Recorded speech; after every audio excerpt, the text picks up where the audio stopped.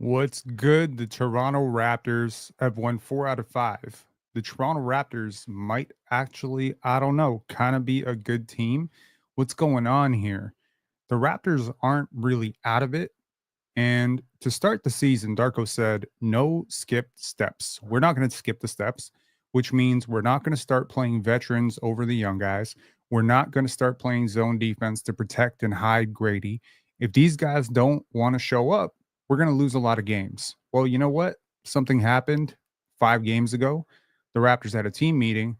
And I, for one, as someone who covers this team, I need to know what the hell was said in that team meeting because this right now has the shades of We the North Part 2. Now, if you remember We the North, if you're one of those OGs, if you've been here since prior to the Raptors championship run, you remember that the Raptors were 6-12. This has shades of that Morris Peterson and Antonio Davis run where the Raptors just kind of have this ragtag bunch of guys who suddenly start clicking and it's just this perfect basketball synergy. And right now, that synergy is coming through Kelly Olynyk, Bruce Brown, Chris Boucher. That's really what you have to thank for this win tonight. Yeah, sure. Scottie had 25 points. He was very good. He got to the line 10 times. Absolutely. Right. But if the goal was to exhibit your guys for trades, I think the Raptors might just look up and realize how far out of this play-in picture are we right now? Okay. Like, what is going on with this team? We need to take a look. The film session is going to be interesting. The Raptors have been notorious for not being able to come through in the clutch. They have a really hard time generating offense, they have a hard time protecting the basketball. And I think tonight, just like all the wins so far, it was not all the Raptors just playing super well. It's not just, oh my God, the Raptors played so great. They played perfect basketball. No, the Atlanta Hawks played awful basketball. That also helped. But the Raptors deserve a lot of credit. They deserve credit for defending. They deserve credit for bending but not breaking. They deserve credit for losing the lead in the fourth quarter, being down 4 or 5 points, and then somehow coming back. I think Scottie deserves a lot of credit for showing up big, hitting that huge three. RJ Barrett making a huge pass to Chris Boucher, also hitting a huge three. And then Scottie coming out of nowhere, hitting that, I don't know what the hell you want to call that, floater / jump shot. I don't know. Look, it's becoming hard to hide my sentiments about how much I wanted this team to tank. But I have to admit, you're starting Davion Mitchell and you're beating teams that are competing. You're beating the Boston Celtics with Davion Mitchell as your starting point guard. It's not because he's playing super well. I do think the Jalen Johnson injury did help the Raptors. I mean, so shout outs to John Hamilton for that one. Jalen Johnson goes out early, but it's not like he was playing some world beaters basketball. I do think that it's worth noting that Trae Young has just put up back-to-back performances that are unbecoming of a star player of his magnitude. And I think he's just playing horribly. He sort of got, nicked up a little bit on the right wrist midway through the third quarter. And I don't know if that really impacted him late, but he took some crazy shots. So credit to Davion Mitchell for really putting the pressure on him tonight. I think that he was huge. I think Kelly Olynyk was awesome. Awesome. I have said that Kelly Olynyk's a little bit overpaid. He doesn't look overpaid right now. He does not look overpaid right now. Andrew saying Dyson Daniels is so good in the passing lanes.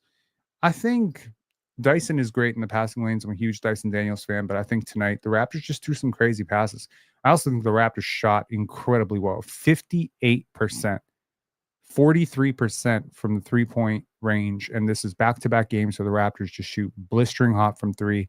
Grady had a good game. RJ, mixed game defensively. He had a lot of crazy sort of possessions, but also came up really big late, right? Okay, let's take a look at what happened in this game, and we'll get to the film session. The Raptors, they were up wire to wire. They were leading this 16-10 in the first quarter. They came out huge. Like they hit that first punch. And this is a team that is slowly learning how to win basketball games, right? They are learning how to win basketball games because you got to realize when you're the underdog, and the Raptors were the underdog tonight, regardless of how they played, regardless of what injuries you feel. Hey, there's no Clint Capella, there's no size inside. Hey, Vegas said Raptors were underdogs tonight. Give me one sec.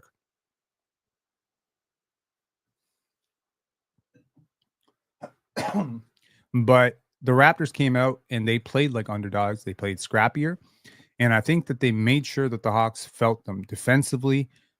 And, they just executed offensively. I think the second unit was great. That second unit with Jamal Shed plus Kelly plus Chris, you just having a lot more stability with that second unit.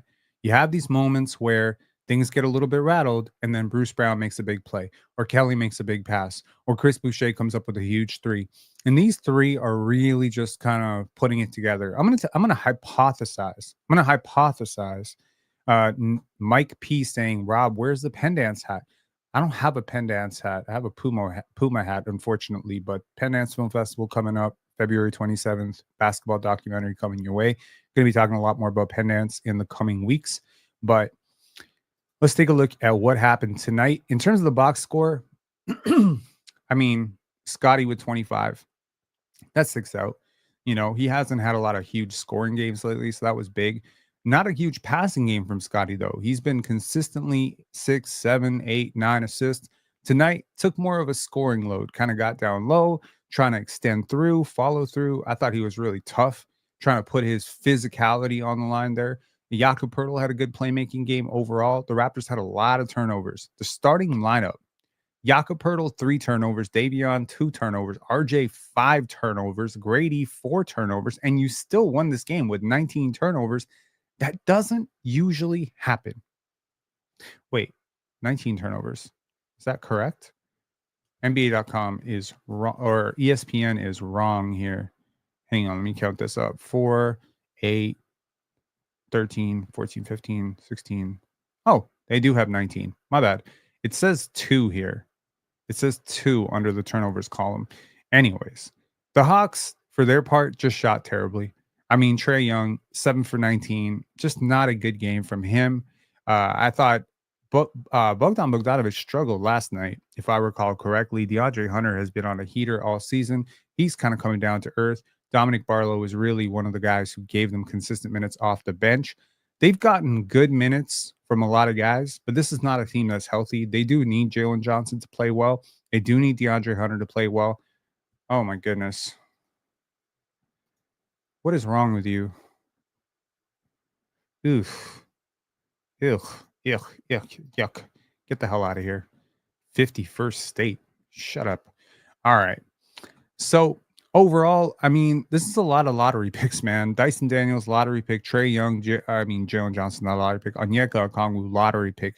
Right? There's a lot of lottery talent on this team. DeAndre Hunter. This is a team that is firmly trying to compete for a playoff spot this year.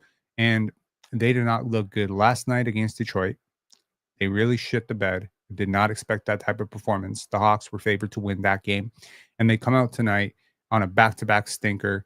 Really sad, to sort of see this type of performance from the Atlanta Hawks, a team that, quite frankly, has been very, very exciting to watch this year.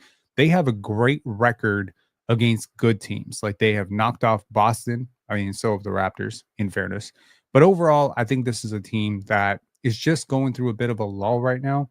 And if you'll see this with a lot of playoff teams, that sometime around January, late January, going into the All-Star game, these teams do tend to have a lull. So again, the Raptors are peaking at the right time. This is a team that clearly, is trying to play for something. Are they playing to keep themselves together?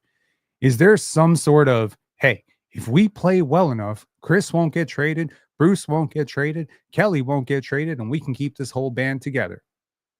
I'll tell you right now, these players don't give a shit about Cooper Flag. They don't give a shit about the tank. And frankly, that's kind of where we're at right now. I don't know what more you can do at this point. You don't have Emmanuel Quickly. You don't have Ochai Baji, which means you don't have your two most, at least in theory, best 3-point shooters, and you're shooting 42% from 3, 43% from 3. What are you going to do? All right. What are you going to do when the Boston Celtics don't show up and you beat the crap out of them? What do you do? Okay. I don't know.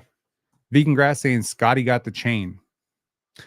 Good for him. I don't know. Does Scottie deserve the chain tonight? I'm inclined to say probably. Probably it was Scottie. It would have been between Scottie, Bruce. I thought Trae Young just had a hellacious night, and I think that Davion had a lot to do with that. So, I mean, cool. I'm happy for my favorite player getting the chain. That's pretty cool. Largest lead, the Raptors led by 17. The Hawks did chip away in the fourth quarter. They really, really got it. They got that lead for a little bit, right? Where was it? Where was it? Where was it? I mean, the momentum really shifted. 113, 109. Jakob Poeltl makes a tip shot, but it was 107, 112, right? You're down 5 with 5 minutes to go on the road. You take a look at the win probability, it flipped completely for the Hawks. Take a look. The Hawks were at that point nearly 90% favorite to win that game. Just an insane, turnaround for the Raptors. If you want to look at, hang on one second, let me just take a look at the fourth quarter here. The Raptors hit their shots, man. 4 3-pointers, 3 from the top, 1 from the corner, a bunch of shots at the rim. I mean, and you know what? Sometimes it just comes down to that. Sometimes you just beat a team late, right? You hold them off. The Atlanta Hawks did not play well. They did not play well in the first quarter. They did not play well. They did not play super well in the second quarter, but the Raptors really let them back into the game. But in the fourth quarter, when it counted, you came back. I don't know. This is one of those gut check wins, man. I really, you know what? I thought we were done too. I really did. I was like, clutch loss for the tank. We're playing with house money here. It's not really that big a deal, to be honest. Losing this game wouldn't have kept me up at night at all. I expected us to lose this game, but everyone's saying one of Paolo's worst games. Let's take a look because I've been making this habit of posting other teams' star players' stats and then saying, "Oh, what a terrible game for Scottie Barnes." Okay, so let's see what Paolo did against the Portland Trailblazers. Paolo Banchero went 1 for 14 with 8 points and 9 rebounds and 6 assists with 2 blocks and 5 turnovers, 0 for 4 from 3, and got to the line 8 times to get his 6 of his 8 points. All right. Toumani Camara is a really good player. The Portland Trailblazers are not a good team. And yes, if Scottie posted this line right here and we lost to the Blazers by 22 points, I do want you to imagine what the vitriol would be in Raptors land, because that's crazy. Okay, let's take a look at the film session. I don't have too much more energy for that. Give me one sec. And the call-in link is open. Armand, who clearly watched the game, I did not watch that game, saying Toumani was, I'm a big fan of Toumani Camara, man. Huge. All right. Okay. I mean, first of all, starting out well early, right? The Raptors on the road showed some composure coming out and being a mature team, right? This is typically the habit of a veteran team. And this is just a great play by Scottie. He had 2 assists in the first quarter and then I had 1 assist the rest of the way. So interesting to note that. I mean, but there's a lot of potential assists. There was a beautiful pass to Bruce Brown that just didn't go through. This was, Grady tried a beautiful play here. Now, look, how can Grady compete defensively? It's the same way RJ can compete defensively. Just be part of the team concept, right? You got Jakob Poeltl, who's an okay defender. You got Davion Mitchell, who's putting clamps and putting all sorts of pressure. When players have a lot of pressure on them, they tend to make some silly passes. Sometimes they make hard passes. Sometimes they make delayed passes, off-balance passes. You just got to be active in the passing lanes, not gambling, but just read the passing lanes a little bit. And here, Grady is going to read this passing lane perfectly, takes this pass away from the crazy pass to the corner. Grady takes a look, and nice finish, man. This takes some athleticism. Take some athleticism for sure. If you thought Jalen Johnson was going to be the difference in this game, you might be right. But Scottie Barnes, nice contest there. Little air ball on Jalen Johnson. To anybody who says that Jalen Johnson's a better player than Scottie Barnes, I have news for you. You don't understand basketball. Okay, I need you to just watch, okay? Now, first of all, big shout out to my dude over at the Buzzer Sports, John D. If you caught our our draft board, our top 10 players that we were talking about, shout outs to John D. Now, John's been on the panel with us a lot, and John made a video about Scottie Barnes and his defense on Paolo, specifically his defense on Paolo and Giannis. And I really appreciate the dude for making a video. And I'm happy to say that that video has almost 3,000 views right now. So if you have not caught that video at the Buzzer Sports, go check it out. It's a bit of a film session. And he does go into pretty good detail about how Scottie shuts down these two players. Now, I've been on the panel talking for weeks about how Scottie did a great job against Tatum, how Scottie did a great job against Giannis, how Scottie did a great job against Paolo on those switches. But people always be like, but Paolo had 26 points. Yeah, he scored them on Grady, Jakob, and RJ. He's not scoring them on Scottie. Now, here, one of the big things with Scottie is when he switches out to a guard like Trae Young or Darius Garland or Tyrese Maxey, it's usually barbecue chicken for Scottie Barnes. He does not do well in these matchups. But here, watch this defense. First of all, a little late. I'm not going to give Scottie credit completely for that, but hey, that counts as a contest for him. Now here, Scottie tries to leak out, but good job getting back into the play and gets back on his assignment. Not an ideal matchup. You're a high-hipped guy. Trae Young is ultimate craft burst, stop, go manipulation. He's a great passer, so you don't want to double team this. Look at the defense here. Stays with him, cuts him off. No hand up because you're not trying to reach. You're not doing anything stupid here. You're just playing good conservative defense. Pokes it away a little bit there, which is very impressive. Doesn't get the steal, but pokes it away. And here, the beauty of being 6'9" with a 7'4" wingspan is you can rear contest these. Okay. And Scottie is going to rear contest this and boom, extend him right to the shot clock, force him to take a tough shot off the move with you trailing him. Don't bail him out with the foul. Force two misses within 26 seconds. Congratulations, man. That was great. That was just absolutely great defense by Scottie Barnes. Good compete level. You know what? And you take it from me. I mean, anytime your star player is busting his ass defensively, you have no choice but to do the same. I have often said that teams tend to take on the personalities of their star players. Scottie's going to show up defensively on a possession like that. You have no choice if you're a Bruce Brown or a Grady Dick to give it your all, quite frankly. And I think last night, we're going to talk a little bit about Shai Gilgeous-Alexander because I've been talking a lot about Shai. I think we need to have a longer discussion about Shai at some point. So if someone wants to call in and talk about Shai, this is a Raptors podcast. He's a Canadian player. We can definitely talk about it. But I think we need to talk about Shai Gilgeous-Alexander and what he's doing. And I think that it projects very well to what Scottie Barnes could potentially do for this team at some point because I do see a lot of parallels between the two players. Okay. All right. Kelly Olynyk. I've given Kelly Olynyk a new name. Kelly Olynyk. Okay, first of all, if you are the Hawks, you cannot allow a damn near 7-footer to be this uncontested. Well, not uncontested, but this single coverage. You got to force the pass here. The beautiful thing about Kelly is if you double off of Grady, he's finding that in Grady's shooting pocket. No questions asked. So here, Bogdanović kind of just, I don't know. You got to commit, man. You can't just be waving your arms around at Kelly. He's very good with the basketball. He's a very skilled player. And just good job using your size to finish over the smaller defender here. Kelly Olynyk did a lot of really good things here. Now here, Jamal Shed, again, talked about Jamal Shed many times. His composure in these tight clock situations here, really good here. And then Chris Boucher, good job making yourself available. And then boom, takes the long two, but makes it. Good stuff. Sometimes you just got to make yourself available. Now here, Jakob Poeltl kind of had me out of my seat on this one because Yak took off like the rim owed him money and did something to it. I mean, you often see Yak kind of finish soft around the rim. It's one of my biggest criticisms of him. Among the few criticisms that I do have of Jakob Poeltl, who's a fantastic basketball player, is that he sometimes goes for the floater or the finesse finish. But here, he takes it hard.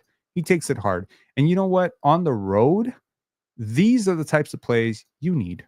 Okay?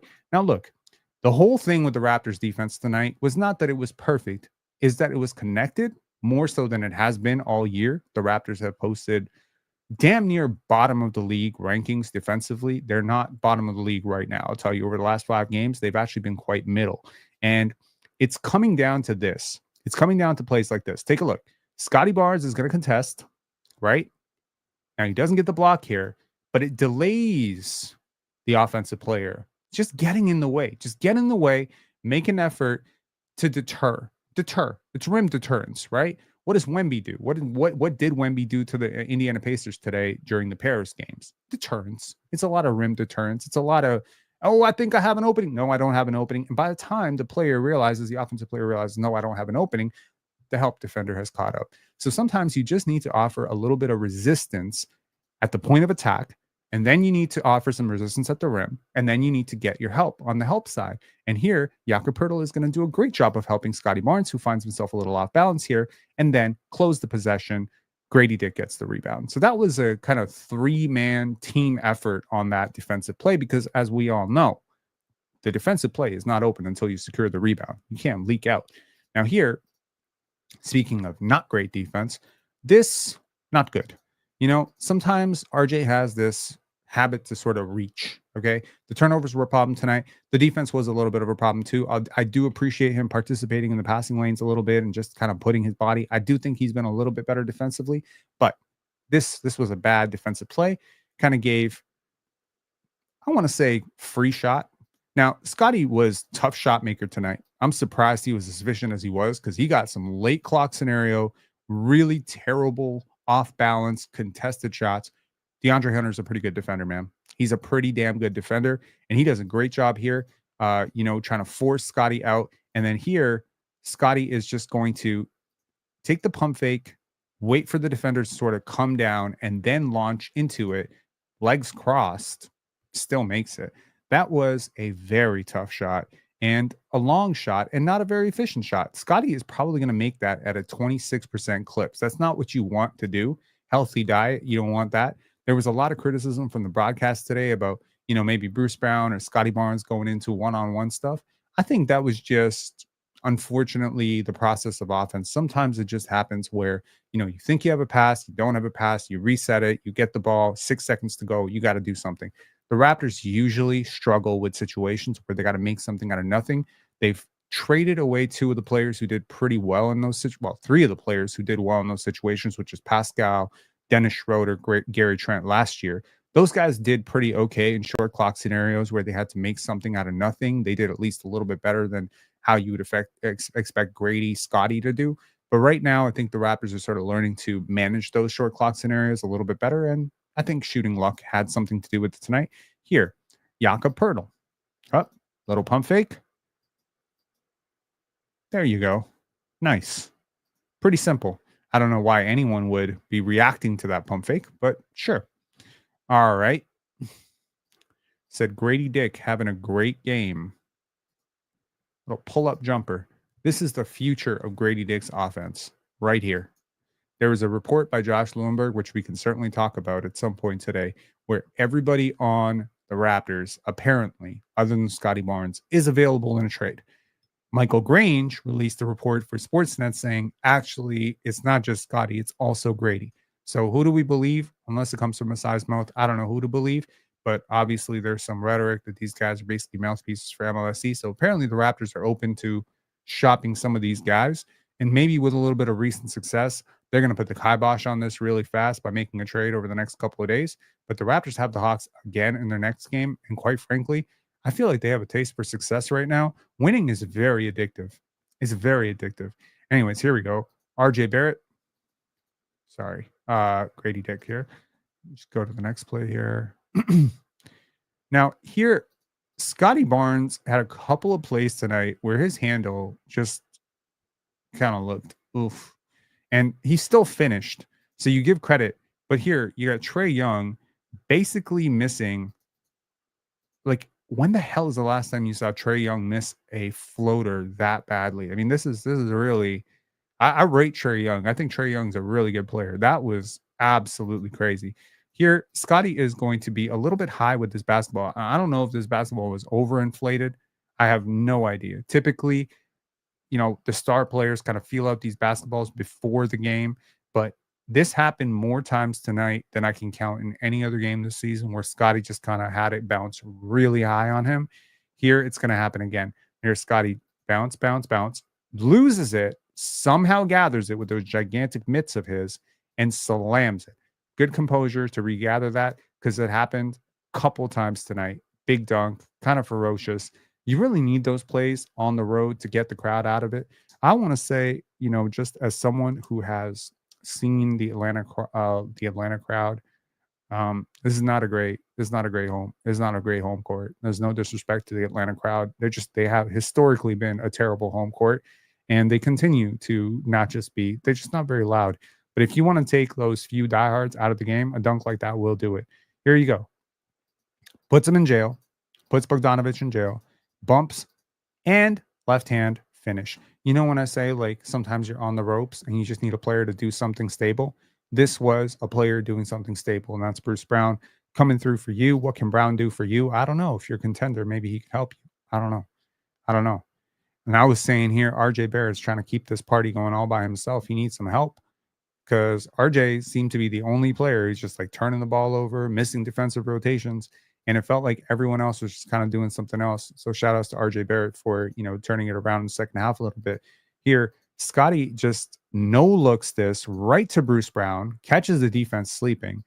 I mean, again, you cannot create a better look than this for your teammate. It just ends up missing. And the Raptors go into the fourth quarter up 5, right? And at that point, you're just like, okay, keep that distance because you don't historically have a great record of closing out these close games. The Raptors have been horrible in clutch games this season, which is like to say games decided by 3 to 4 points. The Raptors are pretty much over at this point. They haven't closed out well. They've always found a new way to lose. And this is the running joke with the Raptors. It's like, well, up 3 going into the fourth quarter, and here comes the tank. Well, tonight, they got a little bit of help from the Atlanta Hawks, who self-imploded. I think a lot of the play design late, some of the shot selection late was really bad. But, credit to the Raptors. This was not all the Hawks just self-imploding and playing terrible. They had some good moments in the fourth quarter. I think the Raptors just showed a little bit more toughness and resiliency here. I mean, here, RJ Barrett just not getting back. Chris Boucher not noticing this. Bruce Brown, hands up. I mean, this just cannot happen. You're basically starting the fourth quarter out. You've got this, and like the minute that play happened, I had a response, like a visceral response, like I wanted to throw up. I'm like, oh, here we go again. Here we go again. Now, I wasn't even that rude. I wasn't even that invested in a win. But still, at that point, you're just like, I don't want to see this team lose the same way again and again and again. If you lose to a Trae Young masterclass in the fourth quarter where he goes out for 25 points, cool. But please don't lose to transition breakaway dunks in the fourth quarter. It just shows really just terrible process. So here, the Raptors do compete. And, part of that compete came from a man from Montreal named Chris Boucher. Sorry, not that play, but this play. And this is the Canadian connection. Scottie finds RJ. RJ, little drop. No look to Chris Boucher. Boucher, and 1. Didn't get the foul, but damn. That's great. Now here, Scottie Barnes. This was called a 2 initially. It got upgraded to a 3 later. In the weirdest sequence ever. I don't think I've ever seen the referees blow a whistle. I was positive either Darko or Scottie had gotten a timeout. It was around 1 minute and 50 seconds to go. Scottie's coming up the court. He's got the ball. He's yapping at the referee. I hear a timeout, and I'm like, oh, here goes the self-implosion. The media is never going to let him hear the end of it if we lose this game. And Scottie got a technical foul with the game tied. But apparently, it was 117 when that happened. Apparently, it was so they could tell the Raptors that they were actually up 1. Now, I don't know what you do in that scenario. Do you just adjust the score and just pray the players notice? I think you might, because it's kind of weird because the Raptors were technically in transition, that you're kind of depriving the team of an advantage potentially because teams prefer to be in transition, prefer to go up against a set defense. You call a weird sort of officials timeout to let the Raptors know, oh, by the way, we've upgraded 2 to a 3, the in-arena announcer. It should have never really been a 2 in the first place. Like, it was pretty clearly a 3 to me, even though the replay was saying 2. But I just thought that was really strange. I don't think I've ever seen a referee crew do that. So I thought that was a little bit strange, but the Raptors did benefit from it. But I do understand why it was urgent, right? You can't just wait, because if the Raptors think it's 117, they would probably approach their next shot differently. If they know it's 117, I feel like it might change the equation a little bit, if you get what I'm saying. But here, as you can see, the right foot is above the line, and a pull-up 3.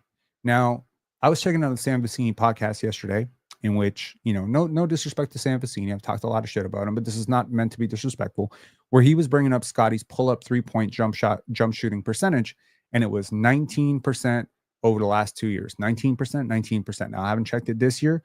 He's been great on pull-up jump shots in general, but I'm inclined to say the pull-up jump shooting 3 still has not been anywhere close to where it needs to be if he's going to be a primary option. This type of shot right here, this needs to be permanent threat. I'm not talking catch and shoot above the break threes. I'm talking pull up. If the defense backs off a little bit, you get a 3. Now, one thing that the Magic do for Paolo Banchero a lot is they set the screen really high. And if you watch At the Buzzer Sports video on it, you're going to see that they did that repeatedly against the Raptors, where they wanted to switch. They wanted to get Scottie Barnes off of Paolo. Plus, they set the screen super high, which is to say about 35 feet from the basket, so that Paolo can get a bit of a head of steam, right? Because that's what you want to do with a downhill athlete like that. Well, you could do the same thing for Scottie if you really, really wanted, couldn't you? You have a great screener like Yak. Why can't you set the screen super high with Scottie? Now, specifically, you could double do this with Kelly. If you want to spam that, that is unstoppable. If you get Kelly Olynyk setting a screen at 35 feet for Scottie Barnes as he's weaving in and out of traffic coming downhill, you get his defender miscommunicating, you get a little bit of a scramble. That's all Scottie needs to get a foot in the paint. And if Scottie can just start to rip through a little bit and he can start to forcefully go to the line, he will generate so much easy offense for himself. One of the biggest complaints with Scottie this year specifically is early on, he was getting to the line a lot.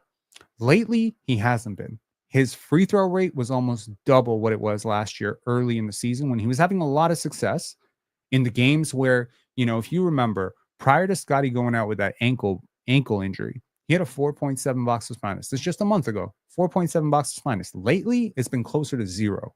Okay. On the season, it's barely north of 2. So when he was doing that, it was because he was taking more threes and a lot more free throws. Analytics love threes and free throws and layups. Those are the 3 things that analytics love. Why? Largely because they're the most efficient shots in the NBA. That's kind of what it comes down to. And right here, this is a hard shot off the cross over a defender. It's open-ish because there's nothing really bothering his pocket. I don't think DeAndre Hunter was expecting it to pull. But once you become a threat to pull this shot off consistently, the defender has no choice but to actually try to run you off the line. If you run Scottie Barnes off the line without a paint protector, he's going downhill every single time. He's a little bit burstier than people often give him credit for. So big 3 for him there. And you know what? Really nice play here too. Check this out. Here, little dribble handoff for Grady. Yak, swing, sets this screen, clears out Dyson Daniels, gives RJ Barrett, and again, set the screen high, right? Not quite so high, but this is high enough that this is going to give RJ a head of steam where he can rip through the defenders and just spin off of Dyson Daniels, who's a little bit out of place there. And this is very, very, very good. And this is right after he hit the 3-pointer off the catch and shoot. Now, again, I have no idea in hell how Scottie pulled this off. None. Okay. But this was consistent where he is in a position like this. He's trying to get space and he draws a foul. This is what you have to do. This is what you got to do. You got to get into this position. If they guard you like this, you just rip it through. You rip it through. You exploit the defender being off balance.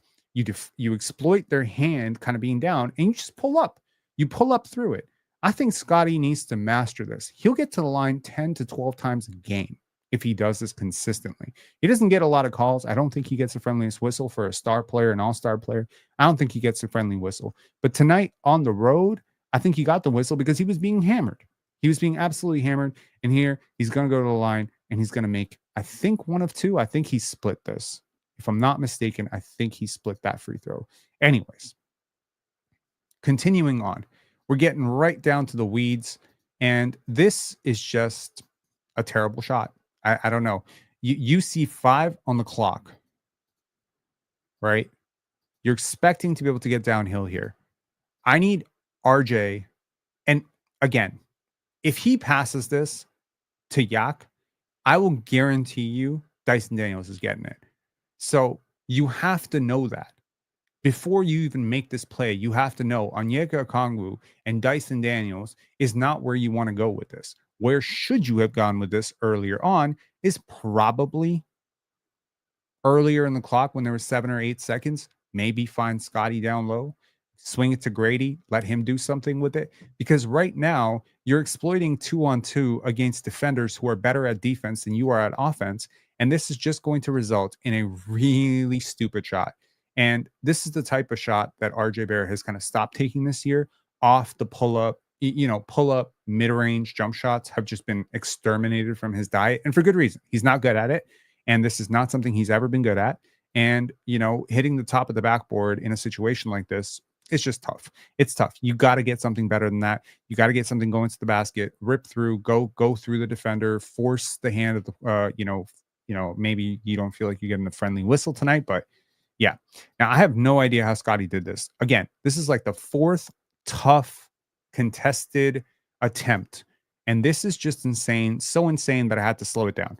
Against 2 defenders, chooses not to pass out to Davion, not to pass out to RJ, but rather with 11 seconds on the clock, chooses to take this shot because he feels like he sees a window.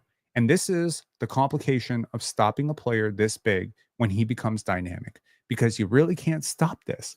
I mean, how do you stop this? This is about as tough as the hell as you can make this. And here, somehow, with his feet completely off balance, he's still going to make this. And the Raptors were on the ropes there, 118, 117 with 56 seconds to go. This is considered a clutch basket. This may be the basket that won you the game. And it's crazy that he pulled this off. I think that was nuts. That was just crazy. Okay. My caption is Atlanta serious? And I mean it. A step back on RJ. You're down 1. You don't need a 3. You can easily go to the basket against RJ Barrett. He is not a good defender. Okay. Does Trae Young not trust himself to get to the basket here? You got 14 seconds. Boom. Why take a contested 3? I mean, this is a shot that he makes. I mean, I can't even be too mad at it. And this is pretty open. It's pretty open. Okay. So just tough shot. Personally, shot's not going. I prefer to go to the basket, but I don't know jack shit about being as good as Trae Young. I've never even been 1% as good as Trae Young. Trae Young makes those types of shots in his sleep. He's ice Trae for a reason. He was ice cold tonight, though. Okay. And good job by Davion Mitchell trying to get a rebound there, but it squirts back. And the Atlanta Hawks are going to fuck this up too. Instead of finding Bogdanovich for the wide open 3, and he was nailing them tonight, and that is going to be the dagger that's going to break the Raptors back guaranteed. No, DeAndre Hunter is going to try a tough contested shot at the rim, and this is a very underrated defensive possession by Scottie Barnes. Watch that again. This is where you say it helps. It helps to be 7'4" wingspan. It helps because I'll tell you right now, there's only one reason. Well, actually, there are 2 reasons that he missed that. Number 1 is the early work done by both Davion Mitchell and Jakob Poeltl. And what we say, defense works on a string. It's not a one-man job. It's not about, oh, you got to stop your guy. You got to stop your guy. We highly individualize defense. Trust me, Lou Dort is not shutting players down by himself. Alex Caruso is not shutting players down by himself. This is a team effort. Davion Mitchell is basically forcing DeAndre Hunter to tiptoe the baseline and really feel him. And he's not fouling because that would be the bailout of bailouts, right? That would be unquestionably the stupidest thing that you can do right now. So Davion does a great job here of defending without fouling. And here, Scottie he's not going to do anything stupid. He's not going to kind of close down on the player. He's just going to trust his length. And here, vertical block. I don't know if you got a block for that, but that was basically a block. And here, underrated as hell, out jumps everybody and tips it to Jakob Poeltl. Did Scottie Barnes win you this game, or did Scottie Barnes win you this game? Yes, but it's complicated. He didn't do it by himself because Davion and Yak needed to do a great job there. If you don't do this, if you don't, okay, here, number one, you don't get the offensive rebound, right? So if Jakob Poeltl doesn't close out, if he just lazily kind of hangs back, that's an open three for DeAndre Hunter. If Jakob Poeltl does not sort of seal the passing lane here, that might be an easy pass to Dyson Daniels. They force baseline. If Davion Mitchell picks up a foul here, I believe the Raptors might have been in the penalty. That's free throws. If Scottie Barnes does not jump here, that's an open layup. You see how three people had to work together to stop one guy? It's crazy how defense works like that. But defense works like that. And far too often this year for the Toronto Raptors, it hasn't worked like that at all because one guy will do his job and two guys won't do theirs, or two guys will do their job and then one guy just forgets to rotate, or one rotation is right, two rotations right, three rotations right, and then boom, backdoor cut. RJ Barrett gets lost, Grady Dick gets lost, Jakob Poeltl doesn't come out. It just works like that, okay? And right now, I think a lot of the talk around Raptorland, unfortunately, right now is about Emmanuel Quickley. Why is this team better without Emmanuel Quickley, et cetera, et cetera? Let's take a look at this final play before we talk about that. I don't really think that that's true, but there's some truth to it for sure. Okay. Here, look, the last thing you want right now is Trae Young breaking free, catching this basketball, and putting up 3 points, and now you got to go to overtime on the road. Okay? So they know with 2.7 seconds, there isn't a lot of time because the clock keeps ticking until the shot is made. So there's two paths forward for the Hawks. They have to burn 2 timeouts because they forced a near 5-second violation. I think they were out of timeouts at this point. If I'm not mistaken, someone correct me if I'm wrong. So if you're the Hawks, you know you need a 3. If you're the Raptors, you know they need a 3. Kind of surprised that Onyeka Okongwu is on the floor right now because an offensive rebound doesn't really help you. But sure, you're not sending it to the rim because right now there's so much pressure on the perimeter. I'm actually surprised you could maybe send it to the rim and try to extend it, but you don't really have a lot of time. 2.7 seconds. You kind of just need to go for the 3 here. You need to go for the surest thing. And here, Bruce Brown, but good job for RJ Barrett. See, RJ Barrett does his job there, right? Bruce Brown is going to lose Bogdanovic. The two players you cannot lose right now, Bogdanovic and Trae Young. They're the experienced guys. They're the clutch guys. They're the guys who have experience in big games. And what you do is you force the one player that you have no problems with catching the ball. And Onyeka Okongwu can hit a 3, but he can't hit this 3. Okay? Now, yikes, right? Yikes. That's tough because number one, you force the toughest 3 ever. Because he's not an experienced shooter and he's not an experienced shot creator, he didn't know how to create contact out of that. But I'll tell you right now, with the way Bruce Brown jumped up, if he had just kind of gone straight up and not avoided him, he might have been able to draw a foul and actually go into 3 fouls. But again, great defense by the Raptors. You force an air ball on a game winner, and with Bogdanovic on the court, with Bogdanovic on the court and Trae Young on the court, you force Onyeka Okongwu to take a fall away off the dribble 3. You have succeeded as a basketball team when you do this. So this is just great, process. Quinn Snyder is a very good coach. He is a very good coach. All right. Johnny saying Scottie hyped. Scottie is very hyped. Scottie Barnes hates losing. I don't know if you can tell that from the everything about him. But this season, a season like this is probably killing a dude who really does, and you got to see how the Raptors are talked about around the league. They're considered a laughingstock. They really are. Now, personally, I don't care. I know what this team is going. I believe in their youth. I've believed in their youth all the way through. So I don't really care about a little bit of pain. But I also don't care about a little bit of winning. And a little bit of winning is exactly what the Raptors have done right now. Now, the Portland Trail Blazers do win tonight as well because the Orlando Magic just can't do anything right now. So let's take a look at what the Tankathon is telling us. The Raptors are 3rd. They are dead tied with the New Orleans Pelicans. They are marginally ahead of the Charlotte Hornets. Barely. It's a hair. It's, it's just they're hanging on by the hair, right? I don't necessarily expect Atlanta to come out and drop 2 to Toronto, but it's certainly possible. Teams do go into lulls. The Raptors may have lost Kelly Olynyk. There was, some talk about tightness or something like that, but Jalen Johnson left holding his shoulder, so maybe the Hawks lost Jalen Johnson. Maybe you're going to play a Jalen Johnson-less, Clint Capella-less, Zachary Risa-less team, and maybe you're going to beat this team 2 in a row. It's worth noting the Raptors have won 1 game on the road all season, and it was to the very, very injury depleted New Orleans Pelicans. Now, the Toronto Raptors have shown something over the last few games, which is that their bench is showing up big time. Okay. They got double-digit performers off the bench in this game. And if you look at all these L's that this team strung together from that Oklahoma City all the way to Detroit, that loss to Detroit seems to have shaken this team out of whatever apathy they were feeling, because allegedly, I don't even think it was the loss against Detroit. What was the loss that really shook them out of apathy? I think it was it Boston? Brooklyn?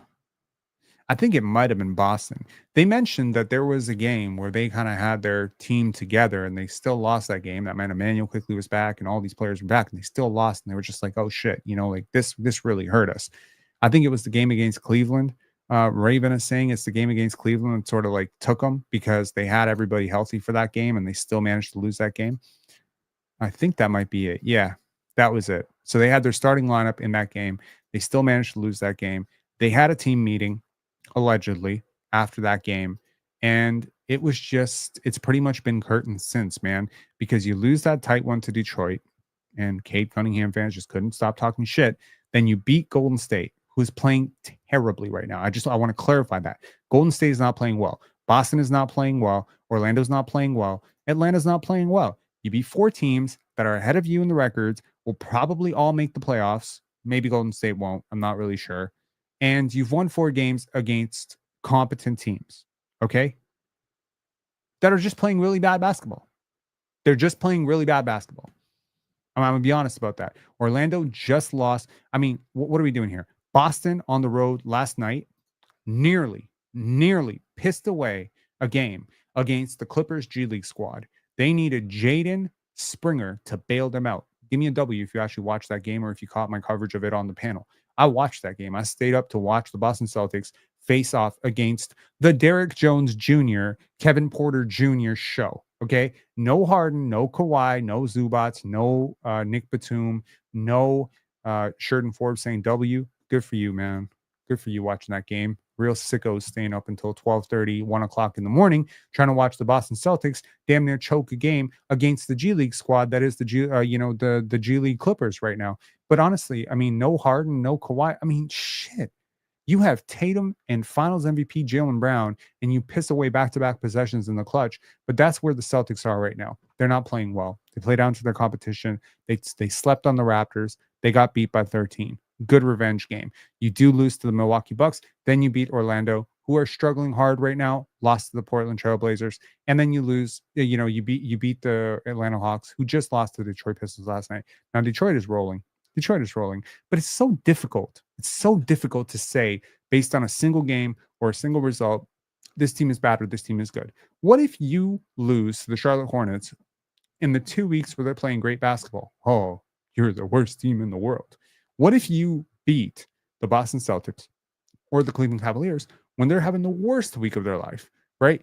Teams go through lows. It doesn't matter who you face. It matters when you face them.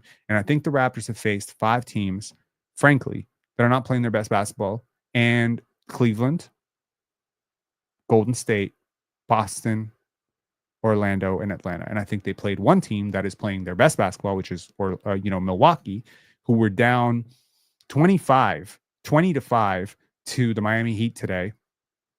And somehow, by some divine miracle, ended up winning that game, which was just absolutely crazy.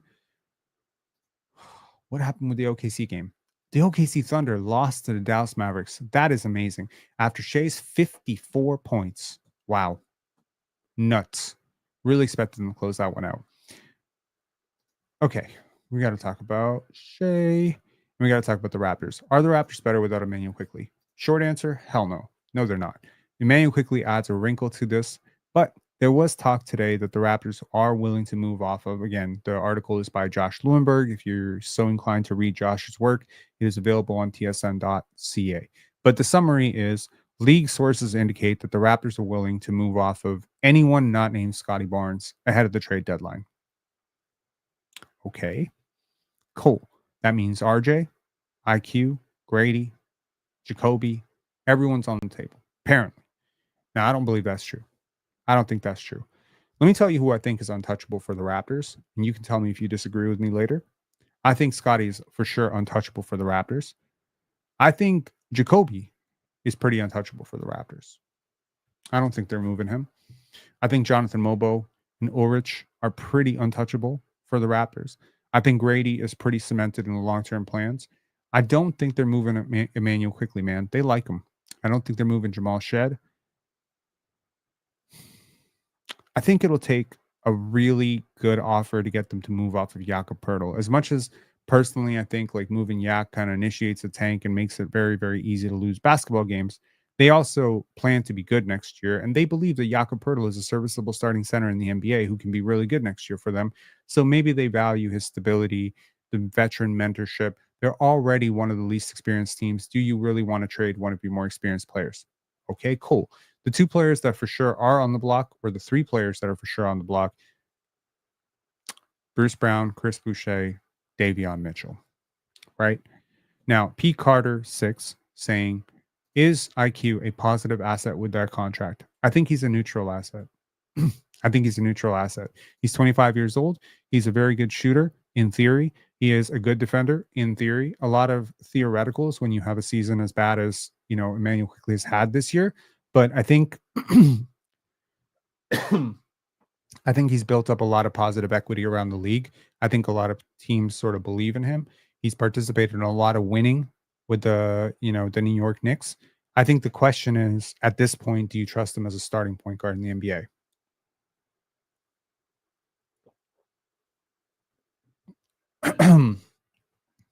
I think you need to frame or reframe what you think $175 million is. I think that number scares people, but when you break it down into 32.5 every single year, you start to feel like that's a pretty neutral contract. In a league where Tobias Harris just signed $26 million contract, I think Emmanuel Quickly for 32 is not that bad. And when you see the types of contracts that are being signed, is Emmanuel Quickly worth about as much as Paul George right now?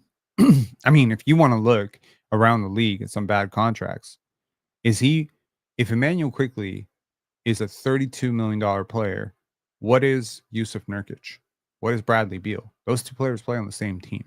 Okay. He's not an unmovable contract. He just hasn't turned into a positive asset for the Raptors yet. But I do believe in a winning context, Emmanuel Quickly does help you win a little bit more. Okay. Johnny A saying Butler 50 million. I actually think Jimmy Butler's worth 50 million. So maybe I'm in the minority on that one. Okay. So as it pertains to the report, I feel that the Raptors are in an interesting place right now, right? They're third, fourth, fifth in the Tankathon. They've beat some teams, but they have a tough schedule ahead, right? They do have a tough schedule ahead, regardless of how you feel about some of the teams that are ahead. Yes, it is possible that you go on a four-game winning streak and, maybe 5-game winning streak here. And, all of this looks stupid. And you've put together, shit. You got Pizza Party in Atlanta. Atlanta pizza is not that great, so maybe you have pizza somewhere else. You know what? If I'm Darko, I'm creating a new offer. Pizza Party in Chicago. That's where you actually want to have pizza. You want to have pizza in Chicago, goddammit. Deep dish pizza in Chicago is the greatest. Okay? So here, you'll have two teams that are approaching the trade deadline within 3 games. I mean, shit, you could go on a massive winning streak going into the trade deadline. And maybe that's internally what the Raptors are doing. I mean, these coaches and the GM, it's not like they're sitting there monitoring the Raptors text messages. What if there's a text message chain with the Raptors going on saying, let's see how much we can win. Let's see how many games we can put together. Let's compete our asses off and see if we can't keep Chris Boucher and Kelly Olynyk on this team. Look, Scottie has talked about this relentlessly. He has said, we are a tight-knit group. Does a tight-knit group want to break apart? Maybe they don't. Do you remember what sparked We the North? Do you remember it? Because I remember it. Okay. They didn't want to be split apart. That was it.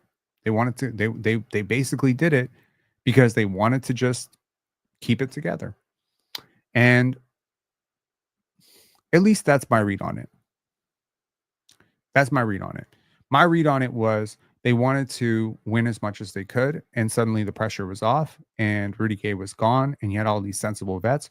Well, you know what Bruce Brown, Chris Boucher unlocked, this version of Chris Boucher who's making smart basketball reads, and Kelly Olynyk have a lot in common with Chuck Hayes, John Salmons, Gravis Vasquez. These are all winning players. These are winning players. And look, the Raptors have been grinding all year to find a defensive identity, an offensive identity, to find chemistry with each other, to make the right plays, to learn how to close out games. What if they have actually figured it out? Look, I'm open to both scenarios. I am open to this is just a fluke of flukes. You have found 4 teams that are just playing awful basketball in a sea of teams. You haven't beat anybody good in a while, blah, blah, blah, blah, blah. Or what if they're playing terribly in part because you finally figured out how to execute, right? I think Scottie played really well last game. I think he played pretty well tonight. So your star player is showing up. I think Grady's defensive effort has been better. I think Davion Mitchell has been a revelation defensively. Is this just like which of these 2 scenarios is this? Okay. Let me show you scenario number 1. This is the ultimate exhibit our guys for a trade scenario. And if that is the case, hell to the hallelujah. You're doing a great job. You are doing a great job, because if I watch this game and I watched the Golden State Warriors last night, I'm looking at Kelly Olynyk with a freaking halo around his head thinking, this guy solves every fucking problem I have right now. I need to trade multiple seconds to get this guy on my team. Your negotiating power is going up, up, up, up, up every game, because Bruce Brown and Kelly Olynyk 2 weeks ago looked fucking washed. I was pretty sure that they wouldn't command a second. Right now, they're playing so well. And I mean, again, I'm a different breed of human being. I personally am not a recency bias person. So me personally, I don't have like wildly fluctuating opinions on Bruce.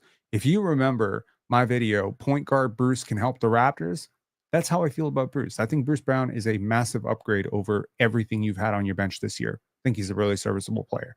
But at the same time, when that serviceable player is playing really poorly, I feel like the other team that knows he's a serviceable player and will be a serviceable player the minute they trade for him is going to lowball you and be like, but look, he's shooting 1 for 12. You know what I mean?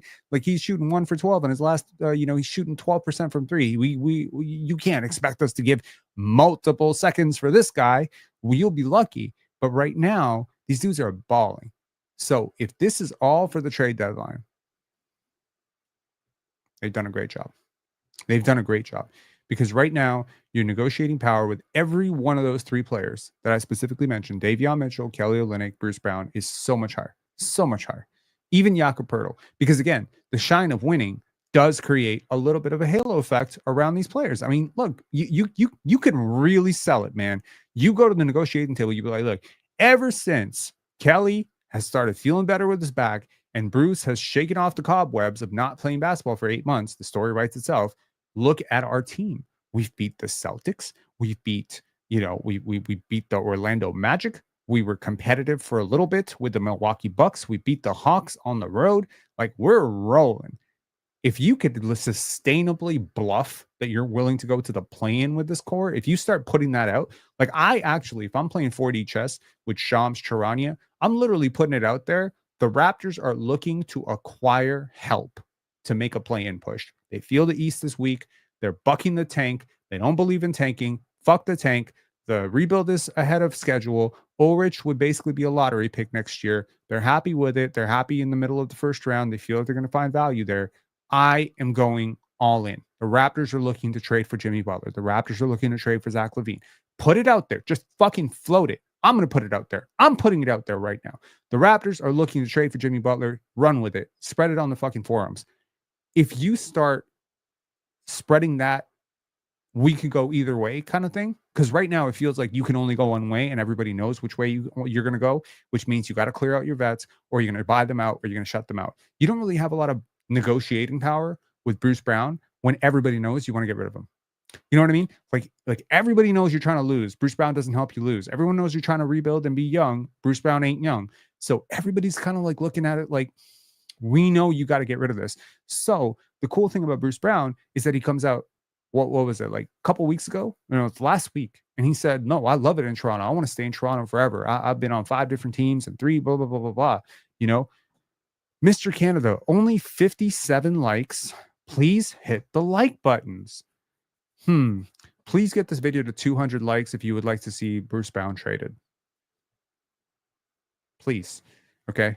If you want to see Bruce Brown get traded, I promise you, well, I don't promise you because I don't like to lie, but if you get this video to 200 likes, his odds of getting traded go up by 5% because more people will watch this and will hear me saying Bruce Brown might be the next Michael Jordan. He's a cross between Michael Jordan and Scottie Pippen. I'm not even sure what I'm saying right now. The Raptors, they look like a contender with Bruce Brown. Maybe he could help the Denver Nuggets. I mean, shit, right? The Raptors have so many awesome avenues towards trades. I looked at a bunch of trade options a couple of days ago. So I was thinking about doing a trade live yesterday. Didn't end up doing it, but it is interesting. Okay.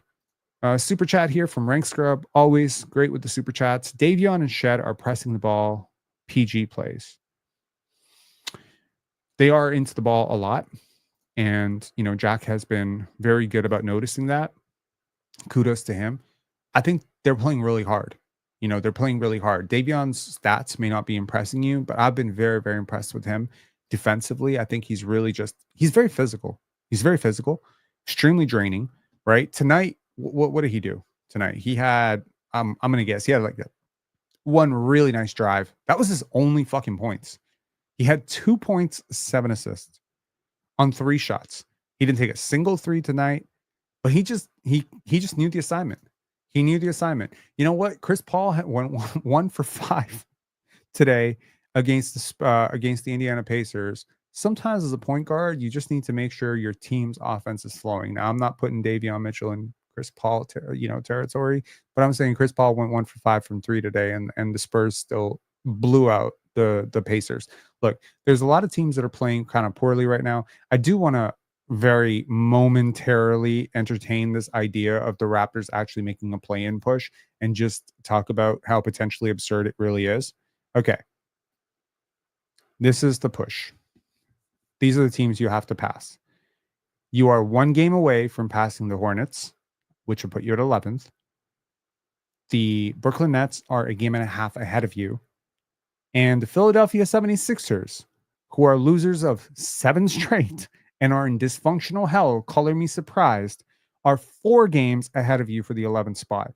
The Chicago Bulls, who play tonight, and I don't know if they're going to win tonight, are deliberately pretty much trying to lose basketball games at this point. The Miami Heat are on the verge of falling apart. They have been 4-6. The Atlanta Hawks, who you just played, look terrible. How far behind the Hawks are you? 10 games. 10 games. Now, I'm going to say this with a straight face. If you really want to make the play-in, you can make the play-in. If you really want to do it, you can't make the playoffs because playoffs is Detroit, who are 2 games above 500. But if you really desperately want to make the play-in, if you want to push this for your fans, if you feel, in this economy, having a team this bad, having a team that is clearly just losing basketball games, you don't believe that getting the 6th pick, 5th pick, 7th pick, whatever you're likely to get, you don't believe a fractional chance or a 10% chance at Cooper Flag, you don't believe this is worth it, I'm not going to be as upset as I was when you did it in the Wemby draft. Number one, I don't think Cooper's as good as Wemby. So that's, first of all, the prize is not nearly as good. Okay. With Wemby, I thought there's a chance this guy could be the greatest basketball player ever. With Cooper, I think there's a chance this guy could be one of the top 15 players in the NBA. There's a really big gap between those two upsides, to be clear. Wemby was like, okay, you're guaranteeing yourself 6 championships. With Cooper, you're guaranteeing yourself probably a couple of trips to the Eastern Conference Finals if you don't do very much else. So there's a really big difference between how invested I am in those two outcomes. There's also a really good point to be made that there's a lot of talent in this draft that's a little bit further down. Okay. Like I really like some guys in that 10, 9, 8 range, a little bit more than I did in 2021, if that makes sense. Like there's a couple players that a lot of people are just really low on right now where I'm like, I'm watching the tape and I'm like, I'm still really high on this player. So I'm not totally against it. Getting a young team, especially if you start rolling at the right time, and if you get, I don't know, some sort of young asset for one of these veterans that you can build with, I'm not really even against it. I'm not that against it. Obviously, I wouldn't be for it. If I'm running the Raptors, Jakob Poeltl is literally traded yesterday. Kelly Olynyk is traded tomorrow. Bruce Brown is traded right now. I'm literally taking that. But that's me. That's me personally. Davion Mitchell probably getting traded too. But that's just me. Personally, I'm perfectly fine with whichever way the Raptors go at this point. Am I rooting for the tank still? Yeah. Deep down, I am. Deep down, yes, I am. But could I support a run to the playoffs right now with the way that the Raptors are playing, how they're playing? Yeah. Yeah, I could support it. I won't complain about it. I won't bitch about it.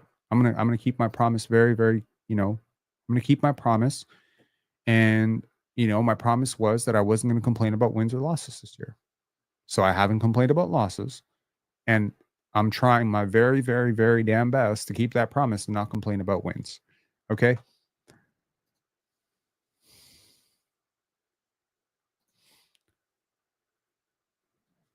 Raven said, easier said than done. We need 3 or 4 team trade to trade the vets.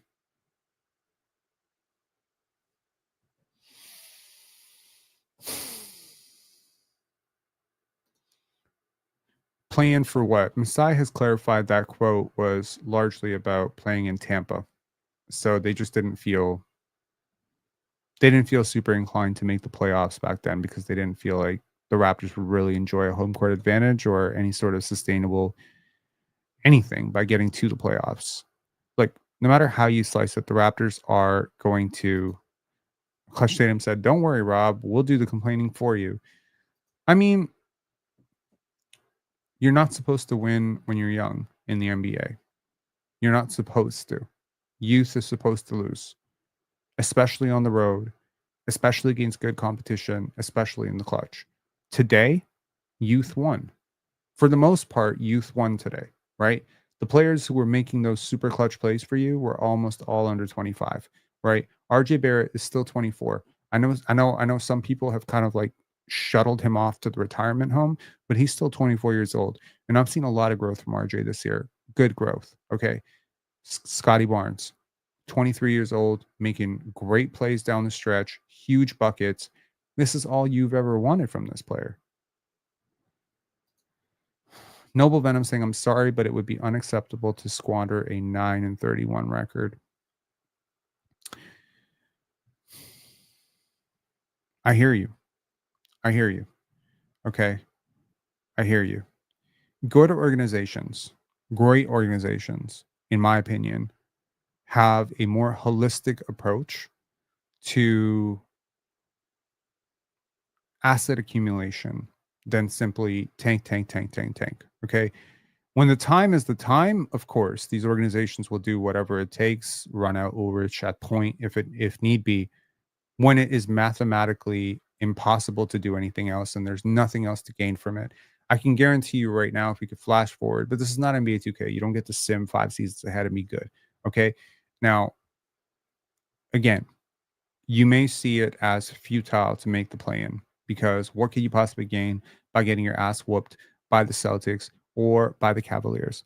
What if you believe that you're not going to get your ass kicked by the Celtics or Cavaliers? What if this team internally does have a we the North type run in them? Now, again, it seems impossible.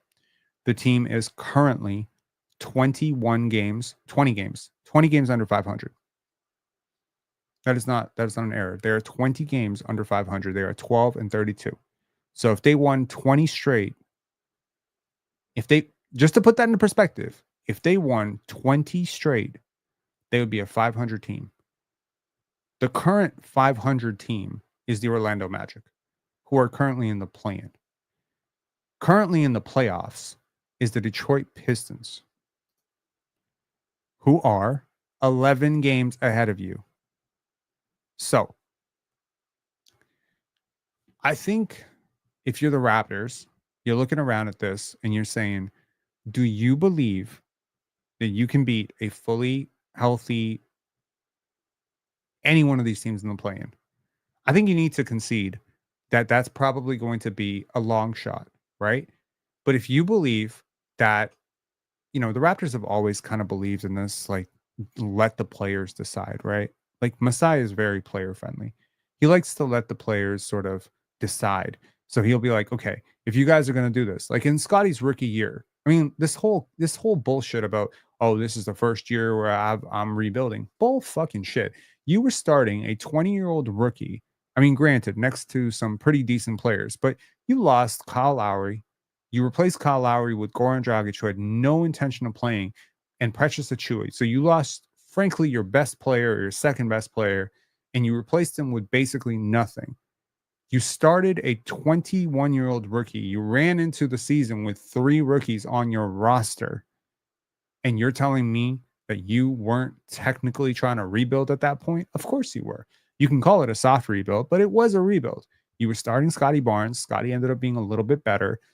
Fred had a real heater of a season. You faced off against a lot of really bad teams and that weren't very healthy. And boom, next thing you know, you're trading a fucking first round pick for Thaddeus Young at the trade deadline to give the team a boost. Okay, this is the reality of what happened. Let's not lie about what happened. That's exactly what happened. Okay. Oh, when will people let it go, bro? Goran is a really, really solid dude. I'm gonna say this 10 times until I'm blue in the face. Goran Dragic is not worth your energy hating. Trust me. He loved his teammates. He did a great job in the Raptors. He did a great job with Scottie. Scottie loves him. Scottie loves that dude. If Scottie's ever asked about it in an interview, I guarantee you he's going to be like glowing reviews. That's the one guy who really, really took Scottie under his wing, in my opinion, when Scottie was a rookie and he was fighting an uphill battle in a locker room full of vets that were very selfish, in my opinion. That is the one dude, him, Sam Decker, Yuta Watanabe, Precious Achiuwa, OG Anunoby. I will never forget how those dudes really made Scottie feel good and at home and were a really big part of his rookie season. So I'm gonna keep it a stack. Goran helped Scottie. He's good with me. That's all. I don't give a shit what he said about higher aspirations. I don't care how the media twisted it. If you were good to my rookie of the year and my current franchise player as a vet that he respected, when you took him under your wing, you talked him up, you showed him the ins and outs.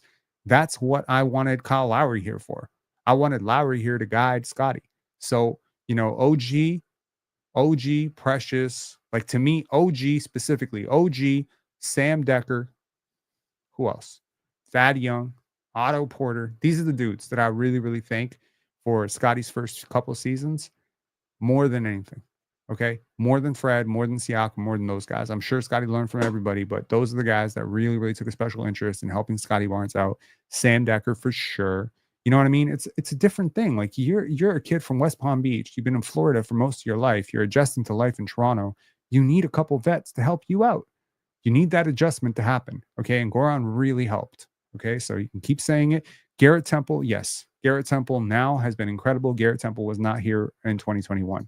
So totally. It would take a lot for Scottie Barnes to unfollow a teammate. Trust me, he's still following kids that he went to AAU with. Okay. So overall, let's address the elephant in the room. Are the Raptors better with Emmanuel quickly? Should Emmanuel quickly get traded? Should the Raptors, which way can the Raptors go on the trade deadline? I think the Raptors can go either way on the trade deadline, and it's pretty cool to be able to go both ways because both types of assets will be available. There will be tanking teams that will be looking to give up players, perfectly serviceable players like Nick Richards, for damn near free. And there will be really, really, kind of pressed play-in teams that are a little bit desperate that will be looking to get those types of players from teams that are not very good. it kind of sucks to be in this sort of drifty no man's land. I realize the Raptors are bottom three, but right now I'm talking trajectory. The Raptors have won 4 out of 5. It kind of sucks to be winning this 4 out of 5 right now because it's slowly moving you into no man's land, right? It's slowly trending towards no man's land. And it's not just the 4 out of 5. It's also the fact that the Raptors have the easiest schedule from here until the end of the season. And you really, really, when you were like, let's be honest, when you were doing the season breakdown and you were trying to predict which games the Raptors are going to win and which ones they're going to lose, I don't think you had them beating the Atlanta Hawks on the road once, much less back to back, right? I don't think you had them beating the Boston Celtics. I just don't think that was on most people's bingo card, right? The Raptors are winning a whole bunch of games that they frankly have no business winning, and it's great. It's great for them. It's great for morale, but it kind of sucks for the tank. So now you're kind of slowly drifting into this. Okay, are we heading for the play-in or what? Right? If you look at the play-in picture right now, that 10th team, Chicago, falling. Philly sucks. Brooklyn, Charlotte, not scaring me. So really, if you become the 10th team, I'm not saying you're going to win 20 straight. I'm saying go 10 for your next 15 and you're right there, right? You're right there. If you go if you go 11 for your next 15, which seems impossible, but you have a lot of easy games late. So at some point you're going to have to win 11 out of 15 and then the rest of it you're going to have to be pretty much 500. Yes. But doesn't that mean that the Raptors are better than we thought? Doesn't that mean, given how you started, how injured you've been, if you do end up like ninth or 10th, doesn't that mean this team is playing like way better basketball? And doesn't that then mean that, in theory at least, that you should have a chance in the play in? Teams are not the same. Teams are not static, especially teams this young and this inexperienced. Maybe they do get better throughout the year. So you see what I'm saying? Like, uh, Cody Josiah saying, Cody Josiah saying, wow, I don't know why I said Cody. Adam Silver going to give us number one pick. Don't worry. NBA been posting Scottie on IG a lot. Right. Cooper Flag in Toronto makes a lot of sense. I know a lot of people don't want to hear that because they just assume white American stays in America is the best business move. But I don't actually think that's the best business move at all. I think giving Cooper Flag to the big city at the bottom of the standings right now, because Toronto's a bigger city than DC, bigger city than the Jazz, bigger city than Utah, bigger city than Portland, bigger city than New Orleans, bigger city than San Antonio, who does not need another one of those, bigger city than Charlotte. Frankly, if it's not the Raptors, it probably should be the Philadelphia 76ers. If we're being honest, like if you want good business, put Cooper Flag in a big market. You got a lot of stars in small markets right now. You got LaMelo in Charlotte. He's box office. You got Wemby in San Antonio. He's box office. I mean, how many more stars do you want to put in small markets before you realize, shit, it doesn't work? Put Cooper Flag in Toronto, bro. We will open the border for his family to come over from Maine. They can literally walk. Okay. Come on now. Shea Gilgis Alexander, of course. We got to talk about Shea. Okay. So today on the panel, I went fucking nuts. I am so upset with how people are disrespecting Shea Gilgis Alexander and what he's doing right now. Now, tonight, notwithstanding, clearly didn't have a great game, lost to the Dallas Mavericks without Luka Doncic. Probably going to be a lot of slander about him tomorrow. But I do want to say, Shea has been friggin' awesome. Why is Shea awesome? I want to talk about that for a minute because this is the Raptors podcast. I want to show you what Shea said after he scored 54 points, which by the way, been widely, joked about that, hey, Shea is this great scorer. He has 30 points every goddamn night, but he never ever has 40. He never has 45. He never has 50. He never has these huge scoring nights. Here's what he said to Javon Shepard. Shout outs to Shep. Uh, this is what he said to Jamal Shepard. This is a little bit quiet, so you're gonna have to like really, really listen in here.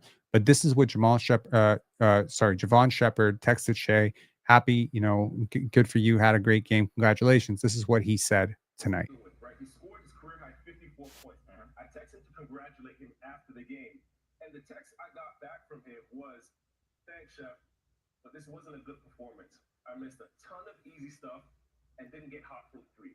Now, Wes, usually when guys score 50, 54, 55, whatever the case may be, they're this high. They're high on themselves. They're lost in the moment. but the type of perfectionist he is, he's come back from that and already analyzing and being critical of himself on, I got to be better. I can be better. And that to me puts him in the conversation with how he's wired with some of those greats. When you're talking about how Kobe's wired, how Jordan's wired, how LeBron's wired, it's that same wiring, right? He scored his career high. What do you mean you can't hear? Just raise the volume. You guys can't hear at all? Sean saying I can hear. Yeah, I told you it's very, very soft. You have to raise it a little bit. Yeah. So basically, to anyone who didn't hear it fully, because the audio, I guess the audio levels were not high enough. I can't raise the volume anymore. It's just a really soft clip because I recorded it off my television in the middle of the night. Hold on, let me see if I can make it a little bit louder. Give me a W if this is louder. 54 points. I texted to congratulate him after the game, and the text I got Is it better? was, "Thanks, Chef, but this wasn't a good performance." Was that better? Was it a little bit louder? Anyways, my point is he's a perfectionist. No? Okay. So it made me think about what is this? Like, what is this psychotic pursuit? And I want to talk about the 12 things that I think really make a player great. They respond well to success. Okay. I'll tell you something right now about really successful players and really good players, great players. The hardest thing is how do you deal with success? This is about success in everything. Okay. How do you deal with success? Everyone talks about how do you deal with failure. No, how do you deal with success? Do you get gassed up? Do you become lazy? Do you become fat? Do you become too high on your own supply? Do you stop working? Do you forget? People relax. Okay. People relax when they get success. So right now, Shea had a success, right? He's had a lot of success. He's had a phenomenal career already. If he retired, he's probably close to Hall of Fame level already. Okay. He's 26 years old. 1 or 2 more years like this, he's a Hall of Famer. The levels that he's peaked right now, he's the greatest Canadian player of all time, in my opinion. No disrespect to Steve Nash intended. He's a great player. Okay. What he's doing right now as the leader of that team, that is one of the best defenses of all time. You don't see them getting cocky about it. They're not arrogant.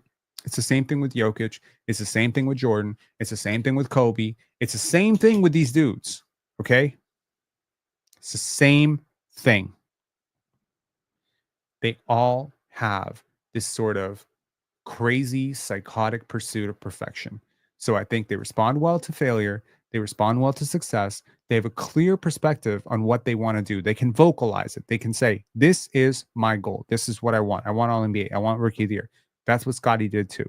They approach large tasks in small steps.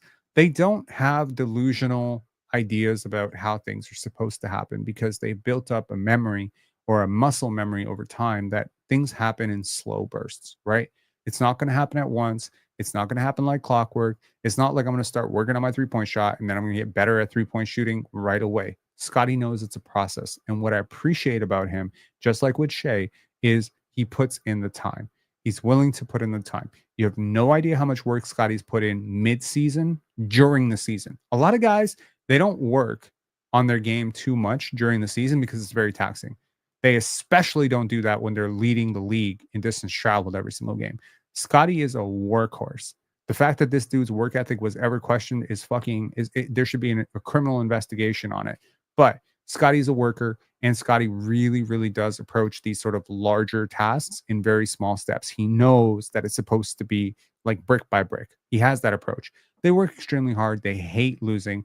They have a dominant physical advantage. Now, again, this doesn't necessarily apply to every single player. Maybe Magic was a little bit big. Maybe Steve Nash was the hand-eye coordination. I don't know if it's a dominant physical advantage, but that tends to be the case. And they tend to be smart, which is something I left off.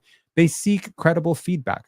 You know, the one thing about Scottie that, I really wanted to know when, I was trying to get to know the people around him was, does he listen or does he talk?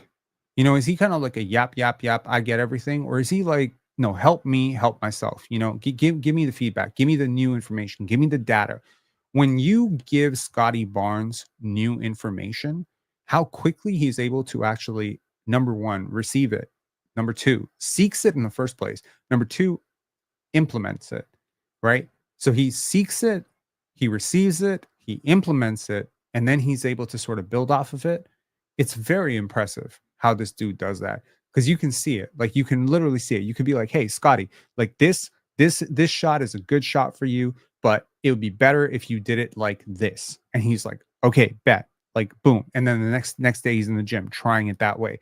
I love that he's open to new ideas and experiences. And we've seen a lot of that with him experiencing new plays, reading different books, meeting different people.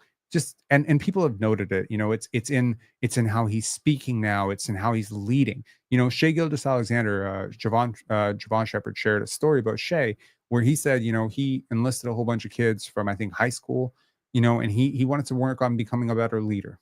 He wanted to learn how to lead people this off season. So that's what he worked on. That's commendable. See, you identify your gap, somebody helps you figure out how to fix it, and then you actually do the work and you fix it. They make others better.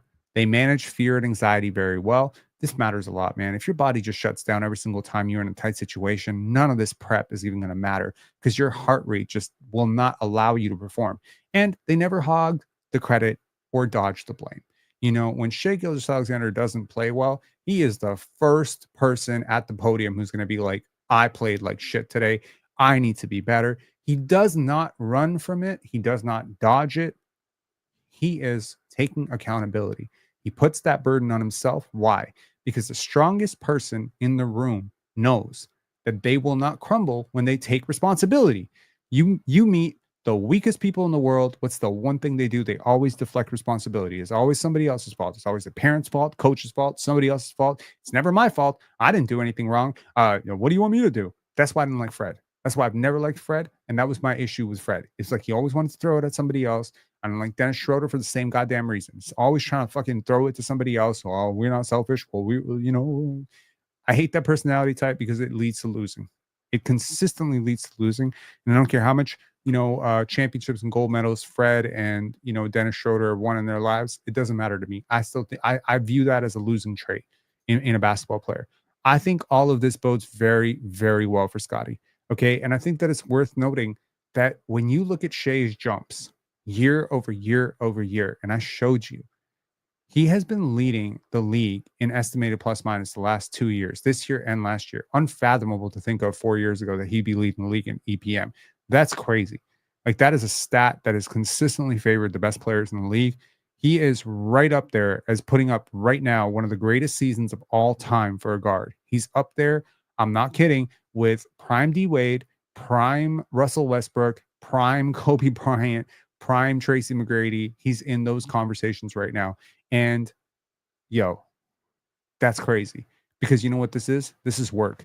This is not a physically gifted, genetically, crazy advantage. This is not Zion Williamson. He's not jumping over dudes. This is just time over work. This is sweat equity that is paying off. And I'm so happy for him. I'm so happy for him. No, this is not because I'm a Canadian citizen and because, you know, I'm happy for Team Canada and for Canada in general. I'm just happy when good people succeed. He seems like a really great person, seems like a great teammate. So I'm just happy for him in general. I think he's done just a fantastic job of, you know, giving me a lot of hope for Canada basketball going forward. And I just want to give Shea his flowers. I think Shea has been the best player in the league this year. I think if you want to make an argument for Jokic, I'll hear it. I think it's close, but I just think that he's been incredible.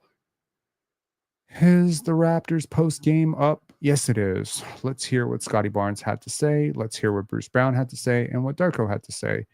Hang on 1 second.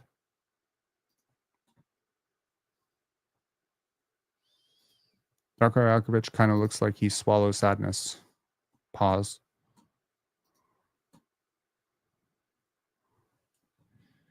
Okay. I assure you this will be a little bit louder than the Javon the Javon Shepard interview. Coach, when you look at this game, you must be pretty proud of the way that you guys kind of closed out defensively, but compare the start of the game and how you guys came out to kind of like that last quarter. I'm proud of the first quarter, how we play defense. I'm not proud of our defense in second, third, or fourth quarter. I'm proud of our defense in the last 3-4 minutes of the game. When the game was on the line and when they jumped on the lead, I think it was a 6-point lead for them at one point. we did not quit. We found a way to get stops. Scottie was awesome down the stretch. Got a block shot. Got a rebound. He was able to get in offense and score for us as well. Big team win on the road over here for us. We ended up game with 31 assists. We shot 58% from the field, but we had 19 turnovers. 19 turnovers. It's just impossible. You cannot play and win constantly with that number of turnovers. Our focus needs to be better. We know their personnel. We know what they're doing. We needed to do a much better job of protecting the ball and being strong with the ball. What do you feel like that lapse was in the third and majority of the fourth quarter was? Like where, if you had to pinpoint it? It started with us taking care of the ball, then lead it into their transition points. They're a hard matchup, especially with the Trae Young. We tried something different, a little bit game plan wise on him, just trying to wear down on him. I think it paid off at the end when he a couple of shots at the end of the game. He did not make those. We made it harder on him. Amazing player, great team, great win for us tonight. Were you able to sort of see a difference in kind of Grady defensively? I know that there was a couple times you kind of pull him to the side with conversation. What were you looking to see from him, and what did he eventually give you? He had moments there that his defense was really good. I was more focused on his offensive side of the ball tonight. I'm really happy the way he started the game moving and playing without the ball, and then he got back down and he started over dribbling, putting himself in some tough situations, that lead to 4 turnovers. He needs to be better there and do a better job of being strong with the ball and making those decisions, because those turnovers, they costed us with the in transition at the other side. Obviously it's not helpful that Kelly was missing because of injury, but were you finding something with kind of running through the size that you had on offense, getting Jakob there, Kelly kind of getting out of the shooting funk, do you think? Yes, I think that Kelly did a good job when he was on the court there. He did a good job defensively, especially the first half. Had several verticality at the rim, a couple of deflections, a block shot. On offense, he was able to read well what they did defensively, and then they went into some late switches, and he was able to get in the post up and punish from there. He did a great job tonight, and I hope that he's going to be fine for the next game as well. What have you seen from Bruce over the last stretches? Obviously, there were a couple of turnovers in this one, but just overall, what he's been able to give the guys? Well, he brings so much. He just knows how to play. He's a great vet. He was able to bring a lot of defensive intensity to us, coming off the bench, ability to score. He plays the right way. He moves the ball. He finds open people. We love Bruce. He's doing a great job there, and coming off the bench and having that type of punch was huge for us. You mentioned Scottie was really good in the fourth quarter. It seemed like in a lot of plays when the offense got stuck, Scottie was able to get a lot of offense, especially in that mid-range area. It seemed like he dropped a lot of fouls. What does that say about the progress that he's made in that area of his game, particularly this season? It's huge. We were trying to put him in those situations during the whole season, and he was constantly learning how to play, how to close the games, and he was able tonight to really carry us at the end of the game, in the last couple of minutes of the game. I think that he was getting to his spot that he wanted to get, to be able to shoot over people, and everybody knows that he can make those shots, so they were more aggressive than the rules allow, and which ended up with several fouls and him getting to the free throw line and making shots for us. Shooting free throws tonight at 80% clip is very important. We did a good job there as well. It seemed like RJ struggled a little bit in the middle of the game in the matchup against Dyson Daniels. Obviously, you played them again on Saturday, so how do you get him a little bit more comfortable in that matchup? He's just a call up to be better. I think he did a better job in the second half, but game is played 48 minutes, and he needs to give us more continuity there during the whole game. Could you explain how you guys took away all the options on that final inbounds at 2.7 seconds to go and force them into a bad three-pointer? I cannot. We're going to play this team in 48 hours, so maybe after the second game, I'm going to play. This is the first time in the Darko era that they've won 4 of 5 games. And just what have you seen over the last couple of days that you've liked, or games rather than, I know we spoke about like the turnovers, but is it the assists? What are you liking from the team in these wins? Who won 4 out of 5? Us? You, yeah, this is the first time in your era that you've had 4 out of 5 wins. We just focus on one game at a time, to be honest with you. It's a process for us. We're really trying to help our guys to be logged in, game out. Our guys take a lot of pride of trying to play for each other, to play the right way, and that's our focus. We just go one game at a time. I know that we spoke a little bit, I think it was pregame in Milwaukee, when we talked about how it's validating to see the work kind of pay off with this group of guys when you get these types of wins. How does it feel as a coach for yourself when you're getting these wins? I'm really trying to stay even killed. I'm really trying to be process oriented, not outcome oriented. Obviously, we play to win, and that's ultimate goal. But for me, even we won the game tonight, there's a lot of areas that I'm not happy with, and I want them to be better. And that's how I operate. I just want to always to continue on progress, on improvement, and in the process. We are in the middle of year 1 of our rebuild. We're doing a lot of work to help our guys to improve our players individually, to improve our team, and that's going to stay our focus going forward. What was going through your mind when Jakob went to the free throw line, and how confident were you? And I was very confident. I know how much work Yak puts in. And to be honest with you, when it comes to those big free throws, end of the game, he's pretty focused and calm. And I have absolute trust to Yak to knock down those free throws for us. How do you feel about tonight's game? You had another season high. No, worry. Season high for obviously. So how do you feel out there? I feel good. I'm finding my rhythm. Knowing how to play with these guys. Scottie called 4 plays for me, trying to get me involved into the game, which was pretty great. And I'm just feeling good. I'm feeling healthy. Defensively, where do you feel like the lapse was that was causing all the transition points? And obviously Dyson Daniels was also a problem for you guys. Dyson Daniels was great in transition today, but it was just off our turnovers. He got me a few times in transition. I was looking for the screen, or half court, I was looking for the screen in transition. He was going left. I got to know he wants to go left. So we all got to be better on that end. What's gone into you recently? You've been scoring a lot more as well. I know, you mentioned at practice that your role can kind of change here or there, but it seems like you're pretty involved lately offensively. Yeah, I've just been touching the ball a lot. Coaches and my teammates are believing me to make plays, make the right play. And I've just been super aggressive, trying to get to my spots, and really just show that I'm healthy.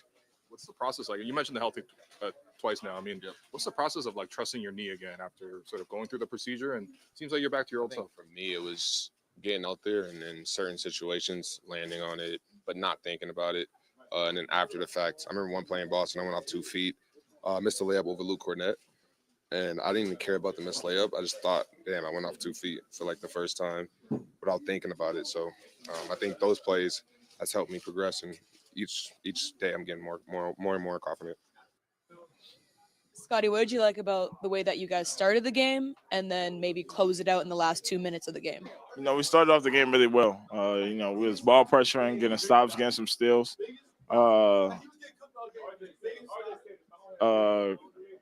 These guys were chatting, my bad. But at the end of the game, we did what was necessary to get stops. We just guarded. We helped the helper. We didn't let it. Trae Young is dangerous in those last possessions. So, we just try to stop that from happening. Put a bigger guy on him. Just be able to take away the shot. Sometimes we hit, and then it was just keep helping each other out from at that point. And I think we did a great job of that, getting stops, contested shot amendment, and finishing the possession from the rebound. Where do you feel like the lapse kind of in that third quarter happened and kind of carried into the fourth, but you guys were able to get yourself out of it? But where was that lapse originally? We always talk about turning the ball over. Once we start turning the ball over, they get transition points. There was some blow-bys that happened, and, we just got to take pride and guard on defense. And that wasn't there. We know we got some people got to be better at it, and, we got to take that as a team and go to the next game and, wear that on our chest. Be proud to be able to guard out there every single day and, do better. The last 5 games, what have you been liking out of those performances, or what do you think have been working well? I think we've been moving the ball pretty well. We've been getting a lot of assists each and every single game, playing together, playing the right way, and then we've been playing defense as well. So when we play defense, it helps, and then when we move the ball, everybody moving on the same page, we're connected. It's going to help our team chemistry. Scottie, I want to ask you. It seems like in the fourth quarter, when like the Hawks are making a run, felt like you got really more confident on offense. Like you knocked down that blow three. You had a bunch of free throws as well. You got in that mid-range game. Tell me about your mindset in the fourth quarter when the team was starting to lose momentum. I was just fortunate enough to be in those situations. He called some plays for me, to be able to get downhill, make a play, create, and things was going. The pull up three, it was a big shot. Gotta have some to take that shot, and I was just happy it went in. And other than that, we was just doing the play calls, being able to get downhill, and making plays from there. You've been hitting the turnaround mid-range a lot recently. Is that something you worked on specifically this offseason? I know you talked about you want to get to your shot.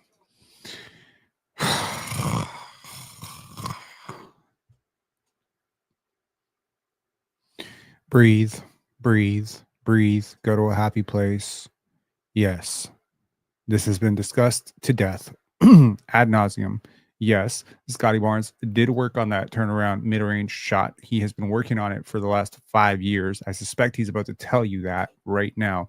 I do hope that Scottie, sometimes I really do hope that Scottie doesn't pay too much attention to the Toronto media, but I do hope that he's aware of who is who and what they've said. And if he's not aware of what they've said, wait for the documentary that comes out when he finally does make it to that star, status that I think that he's going to get to, because I think some people are going to have some very embarrassing things that they're going to want to scrub off the internet, because quite frankly, this is the same dude. Imagine the awkwardness of being a Toronto media member who has been petitioning to basically trade Scottie, who is the reason that this whole work ethic bullshit even started about Scottie, who had Coach Thorpe on and just let him unfiltered go on this rant about how Scottie doesn't work like Pascal. He doesn't work as hard as Pascal. Do we remember those clips? Because I certainly do. I do, because I pushed against them, so I definitely remember them. And I remember it. I remember Scottie Barnes for Damian Lillard. Yeah, sure. Scottie Barnes for Kevin Durant. Sure. Yeah, that's the person you're standing 2 feet away from asking questions. Scottie Barnes should be a center. Scottie Barnes is not as good as Pascal Siakam. Scottie Barnes has character issues. Scottie Barnes is immature. Scottie Barnes is blah, blah, blah, blah, blah. When he was 21 years old. No, we should pick Jalen Suggs. These are some of William Lou's best hits. And what was it? Scottie Barnes, literally, and we're not even talking last year, the year before. We're talking 4 days ago, 5 days ago. Oh, anything to do with Scottie was the first fucking loss. The Raptors had won 2 straight. The last time they lost, William Lou, what did he say? He said, you can't, with Darko, he's Scottie's biggest fan. He's Scottie's number one fan. You can't even talk to Darko about anything to do with Scottie, because he's Scottie's number one fan. As if that's an indictment on him.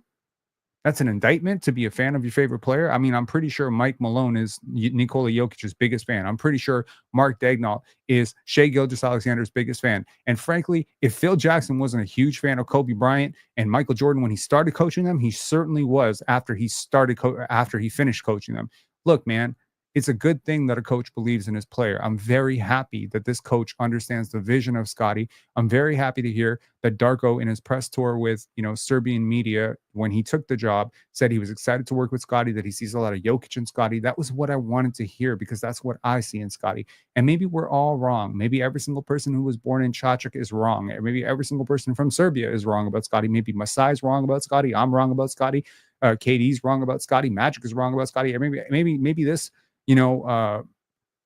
basketball mind named William Lou is the one who's right about Scottie. Maybe we're all wrong about Scottie Barnes being a franchise level talent, but I suspect you're wrong. And I just want to address how weird it is that he's standing 2 feet away from him, asking him questions about whether or not he worked on his turnaround jumper, as if by some fucking osmosis, he's just one of the best in the league at this shot. It just, I'm curious to hear what he has to say. I'm sorry for interrupting. You got better at that. It feels like that's something you can go to anytime now. We've been working on that for the past 2 years in the summer. So to be able to just go out there and be able to to do it each and every single night, you know, I'm confident in that shot every time I take it. It feels great. I get the space off of it, and it's a shot that people don't really see that much often. But between like certain players that do it in this league, you know, I'm confident in that shot every time I take it. Can you talk me through what you were feeling when Jakob stepped to the line? Obviously, you needed to make both free throws. What's your confidence? I knew Big Yak was gonna make it. I didn't even crash. I knew he was gonna make it. You know, I'm happy he made it. He been working on that. That's one of the major things he works on, and he stepped up to the line, and that was big for us. Going into this game, Coach talked about the fact that there's been a lot of consistency in just even the lineups and just overall. I do want to say, because I did sort of talk a little bit of shit about someone from the media, I love Kayla Gray. Kayla Gray is my favorite media person in the Raptors space. People often ask me, who do I actually like? I love Kayla Gray. She keeps the right energy. She is an authentic person. She has no ulterior motives. She is just she's not a crazy fan person, you know, fangirl who's just like everybody's great, everybody's great. She keeps it real. She keeps it honest. She keeps it above the belt. She keeps it fair, and she keeps it really respectful. You can really tell the people who've actually figured it out, like who these players are, what they're about. And you can figure out like the people who kind of approach it from an antagonistic, somewhat, you know, ivory tower perspective. I like Kayla Gray a lot. So shout outs to Kayla Gray. Health, obviously not everyone's healthy, IQ, Ochai, but how much of that is a factor in like your team's success and wins these days? Repeat that question again. Like how much of a factor is the consistency of like the health of your team been in the wins that you guys have won? You know, we all know how to play with each other, and we know each other play styles. You know, we've been working a lot of this chemistry thing, and you know, every single day we show up. We know we're taking it as a process of trying to get better each and every single day. We know how we want to run our offense and how we want to get everybody involved. And once everyone buys into that, it just helps out so much. You got to run some snug pick and rolls. Okay, so this is where we're at. Is Scottie Barnes a top 25 player in the league? 69% of you said yes. 30% of you said no. Cool. I think it's unquestionable he's a top 25 player in the league. And we will see, you know, at what point the league kind of wakes up to that.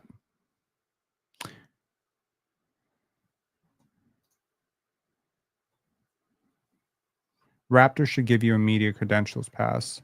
I don't know about that. I'm very unfiltered. I can be a little bit unprofessional. I'm a little bit adversarial and, you know, a little bit cagey with the people who the existing people who have media passes. I don't think I'm nearly as safe a bet for that. FA saying more like top 15. Well, fun fact, if you're top 25, you are also top 15. So I was drawing the line at top 25, but I'm curious to know what you guys would have thought. You know, is Scottie Barnes a top 15 player? Maybe you can let me know that in the comments below when this, you know, video comes out. But I do want to acknowledge what Darko said, which is, you know, the process of learning how to finish games for Scottie, learning how to get to his spots, learning how to close those out. Look, it can break. I don't want to say it can break an athlete's confidence, but Scottie is well aware of how many times he and RJ and the Raptors in general have been put in these positions to close out games. Even some of his historic, you know, fourth quarter runs where he's put up 17 points, 16 points, 18 points in the fourth quarter, put up dominant fourth quarter defensive performances. Most of them have come in losses. It is worth noting that Scottie Barnes has had some very, very big performances against the Atlanta Hawks. Scoring wise, he's always scored above his league average against the Atlanta Hawks. I mean, we can go back to last year, the year before. He just has success against his team. I don't know what it is about Atlanta, but Scottie has success in Atlanta.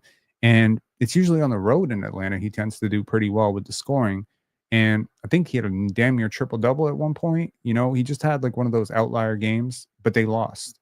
And if you remember, I think it was in his second year, he had a couple of, you know, injury scares during the game, left the court, came back, etc., finished the game out. If I recall correctly, it was something crazy like 29 points, 10 rebounds, 11 assists, something crazy like that. It was a really big box score, if I remember correctly.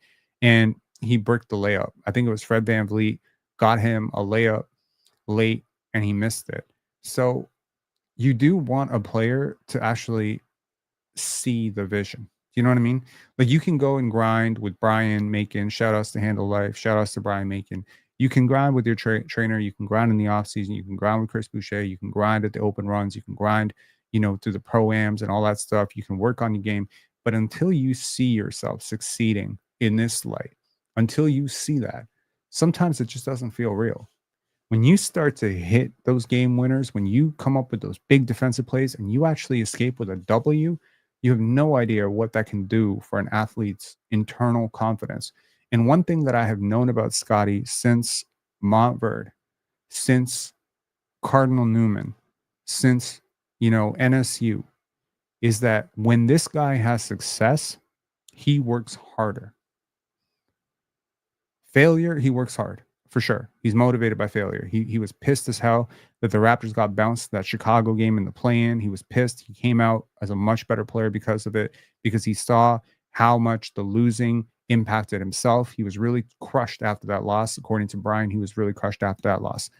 But sometimes it really helps to have a little bit of success. And, there are certain players where, you draft them first overall and then they get a little bit complacent. What did Scottie do after he was drafted fourth overall? In the gym next day, 6 a.m., 7 a.m., he texted Brian. I think 3 a.m. he texted Brian. So it was like, what? He's wrapping up the festivities, getting drafted, all the, going out with family, friends. His dad was there. His cousins were there. His mom was there. His grandpa was there. Everybody was there for him. Jason was there. All those people were there for him. So he celebrates with them. And the first thing he's thinking of is, okay, now I know where I'm going. I just got drafted fourth. That's as high as I could have possibly gone based on the projections. What's the first thing? I'm going to sleep in tomorrow. I'm going to drink. I'm going to eat. No. I'm going to hang out with family. No. Text Brian, 8 o'clock tomorrow. You in? That tells me who you are, because something good has happened to you. And your first response is, how can I make it better? He came out his rookie season phenomenally different. This year, all this losing, it wears on you. You're the franchise guy. He knows he's the franchise guy. Now there's no hiding it from it. There's no, oh, it's Pascal and my team. It might be my team someday. No, it's your team. Everybody knows it's your team. Your teammates are calling you one of the best players in the league. You were the all-star. You're the only all-star on the team. There ain't another all-star here. So it's your responsibility to make this team good. And you know what? I'm going to borrow something from Joe Mazzulla. Embrace it. Embrace it, because you have an opportunity. It's a privilege. It's a privilege. This is what you wanted, Scottie Barnes. You sat there, and this is my direct message to Scottie, in case someone ever clips this and sends this to him. I know people who know him that, do check this out from time to time. So this is what I'll say to him. You sat there as this team's culture eroded for years, and you sat powerless against it because you weren't in control. You sat as this team functioned below their expectations. This team crumbled late because the ball was not finding you. The ball was not in your hands. You watched team culture erode because you weren't the one in charge of team culture. You watched a coach sort of alienate the team, alienate themselves from each other. You watched this whole thing fall apart. You've watched yourself become a media pariah, or a pariah within your own city, where half the fan base basically swears that you're autistic and you basically cannot even function as a first option, second option. You got people comparing you to Aaron Gordon and Tamani Kamara. I mean, real conversations have been had between Scottie Barnes and Jabari Smith Jr. I shit you not. That was a real poll that Basketball Forever ran. And by the way, Jabari Smith won that poll. You have been slandered, quite frankly, by the national media, by fans internationally. You've been put into Cade and Paolo debates. You've never cleared those debates in the consensus in terms of how American fans see you. I have talked about Scottie Barnes literally every single time I've been on the panel. There is not one panel episode where I have not brought up Scottie Barnes. I've been on the panel for 8 months, and there is not one panel episode where I have received a fair amount of consensus on Scottie, but it is working now. You got John D, you got Ox, you got Chill, you got people starting to see the vision, because I really believe in it, and I really do believe in this dude. And I think people are starting to come around on it and being like, okay, Rob is really standing 10 toes down, and he's doubling down, tripling down, quadrupling down on this player. Is he this stupid, or is he wrong? I don't think I'm stupid, and I don't think I'm wrong. I think I'm damn right. And it's been very important to me to stand 10 toes down and stand on business with this, because one day I'm going to look up and the entire league is going to accept that Scottie Barnes is a top 10 player in the NBA. And it's going to seem very, very crazy to assume that just 10 months ago we were talking about whether or not he could be a top 25, top 35 player ever. I think right now it seems pretty crazy that 4 years ago we were talking about whether or not he would ever average 15 points per game, but you got some people saying he's not a superstar because he's not averaging 20. Come on now. Spacing has been atrocious. Every bad game this guy has. If tonight he takes that three that pushed it to 118, if he takes that three and he misses it, you got people in the media, and the Raptors lose. You got people in the media who are going to crucify this dude. You know what? Borrow from Joe Mazzulla. Welcome it. Because I'll tell you something. That means they expect you to make it. If they're crucifying you for missing it, if they're crucifying you for losing, that means they expect you to make it and they expect you to win. Okay? Now, a lot of people have made up their minds about Scottie. They've decided that Scottie's not a 1A option, that you're never going to be a franchise player. I've had people tell me straight up to my face that he's never going to be as good as DeMar DeRozan. He's never going to be as good as Chris Bosh. He's never going to be as good as Cooper Flag. He's never going to be. Oh, how many times have I been asked the question, if Cooper Flag gets drafted to the Raptors, whose team is this? Please stop with that bullshit. This is Scottie's team until further notice. He is taking over. And you know what? Right now, I'm not rooting against it. Go do it, man. Go lead your team to the playoffs. Go prove the whole world wrong. Put the whole world on blast and let them know you're here. And by the way, all NBA still technically on the table with the amount of, shit that, shoot. We got Cade Cunningham in MVP conversations right now. That's what winning does. If the Raptors were 23 and 22 right now, and Scottie was playing like this, locking down on defense, he'd be an all-star lock for the second straight year, 100%.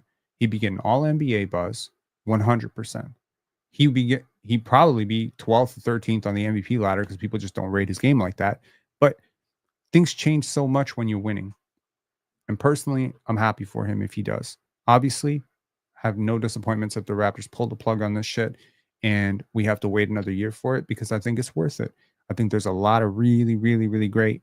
Oh, my Lord. Key M saying, I saw a comment that we should trade him for Cam Johnson. Most Scottie haters don't know ball. Yo, I've met a couple of Scottie haters in my life, like in real life. I don't think this is a group of people you want to meet, because they are some. Don't get canceled, Rob. They're some really dumb people. There's some really, really like they wouldn't know the first thing about basketball. They wouldn't understand basketball if a baseball hit them in the head. Like really, they are some next level dummies. And again, winning. Masai talks about it. Scottie talks about it. Darko talks about it. Winning. That's what we're trying to build up to. Now, the Raptors took a hell of a detour with all the injuries early in the year. But you looking at how many times this team was within one possession to two possessions of calling it a game, and you ask yourself, what a gigantic upgrade over what you were playing are Bruce Brown and Kelly Olynyk when healthy. Even right now, you can say all you want about the Raptors are winning because Emmanuel Quickley's not playing. Look, honestly, Emmanuel Quickley's role has been a little bit ill-defined for me this year. He's been playing a lot more on the ball than I would prefer him to. But a shooter like that, playing his game, not playing the game you want him to play, not trying to morph into some sort of Jason Kidd wannabe, but like an actual, like letting IQ play his game the way he's played his game, that player in the playoffs is a demon. I think he'd be really good for you. I don't think RJ's played all that well. He started out a lot hotter. I think there's another gear that RJ can get to as well. So, the Raptors are not in a bad position. They got 2 draft picks coming up. We'll wait and see how high those draft picks are. They got a lot of young players that I really believe in. I ran a poll on IG and X the other day about where would Ulrich go in this draft. Most of you, the wide majority of you, said he would be a first round pick. Now we got Brooke Johans in the queue here. Brooke, can you just write in? Wait, I think I know who you are. Brooke, what's up? This is Entertainer Clips. Sorry. Oh, okay, gotcha. Okay, what's up? What's up, man? Listen, I thought Scottie played great tonight. I actually did. Listen, My biggest knock on Scotty is that sometimes I feel like he's not aggressive enough, right? And tonight he was ultra aggressive. He demanded the ball when that I think one play. I don't know what happened. I think it was Davion Mitchell. He was trying to give it to Jakob Poeltl. It was like a turnover. The next play, Scotty demanded the ball. He took the ball off the rim and hit a transition three. He was. I don't. Again, I don't care if he misses make shots. I want Scotty just to be aggressive. I want him to understand that he's the franchise player. I want him to understand that, hey, it's my time late in games. I don't want you guys to give it to Davion. I don't want you guys to give it to Yak or Kelly. It's the ball should be in RJ or Scotty hands. I want Scotty to take that alpha mentality. Hey, I need to close out this game. And that's what he did tonight. And I thought he was great. The help side block on DeAndre Hunter in the last second was huge. So I thought he played amazing tonight. I mean, like, I think Scotty's always going to make the right play. And sometimes the right play is just for him to do his own thing and to force the defense to collapse. I do agree with you that sometimes it does feel like he's a little bit passive. He's not involved enough in the play. But I think that'll come with time. He's not a natural go-to scorer. Yeah, I understand that. But Shea was also considered more of a connective passer. Wouldn't you agree? Coming out of Kentucky, was Shea a go-to scorer? Would you say he was like a bucket getter, like he's going to give you 50? No, he wasn't. No, right? He wasn't. So it can come with time. Yeah. Jokic wasn't like this either. Giannis wasn't like this either. Kawhi wasn't like this either. Paul George was never like this either. And every single one of these players in their prime was capable of averaging 30 points per game. In the end, players who like to win tend to make the right play, and sometimes going against a double team and going with a pull-up jumper is the wrong play. Yeah, no. And that's the play that RJ Barrett is going to do all the time. Facts. I want him if that's what I'm saying. If there's two on you, of course I want Scotty to kick out. That's always gonna be the right play. But when you got a mismatch, right? Or you got a defender that is not considered a good one, I want you to dominate that match. I want you to take advantage of your size and mismatch. I understand, he's always gonna make the right play. I'm not asking him to be like Kobe, shoot over two people, but I want him to, say when the opportunity presents itself, I want him to take advantage and take command of the game. Well, I think I've seen a version of Scottie at times do this, right? It's not for a whole season, but it's in spurts. I've seen quarters in AAU where he's done this. I've seen quarters in the NBA where he's done this, where he just puts his team on his back and he's just like, get out of the way. It's my ball. I'm going for it. Screw it. I'm just going to force and I'm going to force and I'm going to force. And if we lose, fuck it. It's usually when the game is too far out of hand. Unfortunately, it's not early enough. So, a lot of people talk about, like, do you watch a lot of the rest of the NBA? I try to. I have a few teams that I'm a fan of besides the Raptors that I watch on a consistent basis. I watch the Rockets, the Oklahoma City Thunder. I watch the Timberwolves because I'm a huge Anthony Edwards fan. Cool. But yeah, I think that's it. Okay. So, last night, do you rate De'Aaron Fox? Pretty good player, right? Yeah, but he's been dealing with an injury. I watched the game tonight. He actually had a really bad game tonight. He's been dealing I'm not talking about tonight's game. I'm talking about like the previous game. Like where, yesterday, where it was against the Golden State Warriors, he entered the fourth quarter. He was 1 for 10. I think he had 2 or 3 points. Oh, wow. I did not So know that. he was letting DeMar cook. He was letting Domas cook. Those guys had a combined 60-plus points. I don't see any Sacramento Kings fans saying De'Aaron Fox ain't him. Malik had it rolling. DeMontis had it rolling. DeMar had it rolling. He had options. So when Grady's got it rolling and Grady's going to get 30, I don't care if Scottie's got 12 assists that game. If RJ's got it rolling, I love players like that. I've always loved players like that. Magic was like that. Jason Kidd was like that. And Jason Kidd and Magic Johnson went to a lot of finals. Okay. So there is this archetype of player like the Carmelo Anthony, get out of my way. I got to take my 28 shots. I don't think Scottie's that player. I don't think he has to be, though. Right. Because when it comes down to it, can you force a double team? That's why I love Jokic, because Jokic is the type of player that when he draws two, he's always going to make the right play. But when it's one-on-one coverage, he's always gonna go after. He's always gonna attack the defender. He's always gonna try to score and be aggressive. I just want Scottie Barnes to be aggressive on one-on-one opportunities. I want him to go be aggressive on defenders that we all know he can easily score on. That's my biggest take towards Scottie. I don't want him to be ultra aggressive where he's making bad decisions and Yeah. being, taking I tough mean, shots. Jokic had 35, 22, and 17 tonight. Yeah, exactly. That's Right. crazy. Exactly. Like That's I crazy, I crazy. love Shea. He's my MVP, but it's like I understand like the NBA doesn't want to give Jokic his fourth MVP. He's not the most marketable guy, but like you can't deny it, man. Like I love Shea, he's my favorite player, but it's like I can even admit that Jokic is like he's the best player, and I think he probably is deserving for MVP just because of what he's doing. Like he's getting better, and it's like the ceiling keeps on getting higher and higher and higher. Like it just like it seems like he just keeps on getting better every single year. It's I unbelievable. mean, Shea's also getting better every single year. If he's Yeah, your he is favorite too. player, like Yeah, I mean, he's I getting feel like better. the jump that Shea's made over the last 2 Isn't years is actually big. greater than the jump that Jokic has made over the last 2 years.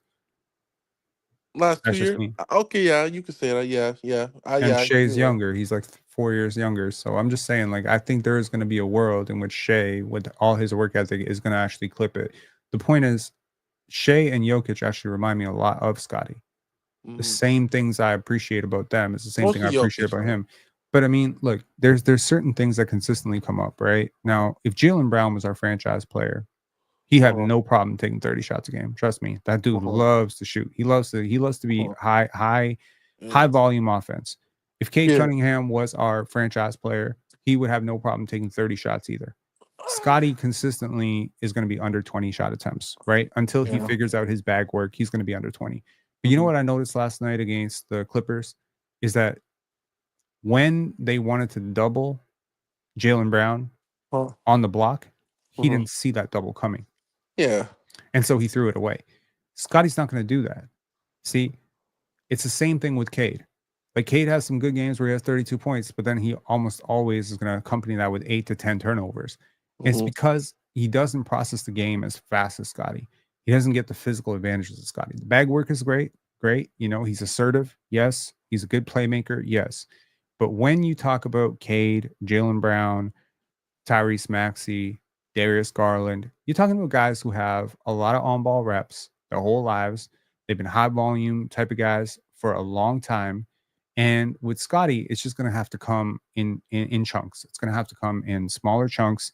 And I think at some point, the physical advantages and the mental advantages that he enjoys are going to materialize in consistent 25 to 28 point per game type of production. At which point, I think it will be undeniable that he'll be a top 10 player in the league. Mhm. I have one question. Sure. I'm getting a little bit worried. I thought this was supposed to be tank year, and now we're winning a couple games. I think I don't know if this is gonna help with the tank, but maybe we really should consider trading like Bruce Brown, Chris Boucher, Kelly Olynyk, all those guys, not just one or two of those guys, all of those guys, because I think they've really all three of them have been one of the reasons why we've been playing much better. We're not playing the young guys as much, so we're playing more of our veterans, and because of that, we're starting to be more competitive and be in these games, and I think, I listen. I love that we're winning, but again, like is Chris Boucher, Kelly Olynyk, and Bruce Brown are going to be our long-term future? No, I these feel are not. like you don't love that we're winning, and that's okay. You can stand on that. That's perfectly Yeah, fine. that's Because the when you goal. say But I love that we're winning, but I pay attention to the but. yeah, because if we were winning with our young players, Jamison Battle, Jacoby Walter, John DeMobile, that would be different. But we're winning with our veterans, and that's I what's mean, like. are you really though? Because you're starting Davion Mitchell, who is still on his rookie contract. You're starting RJ Oh, Barrett, who's 24 years old. You're starting Scottie Barnes, who's 23, and he's the one who closed the game for you. Yeah, you're getting a little bit of support from your veterans. I got news for you.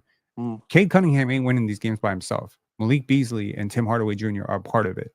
Okay.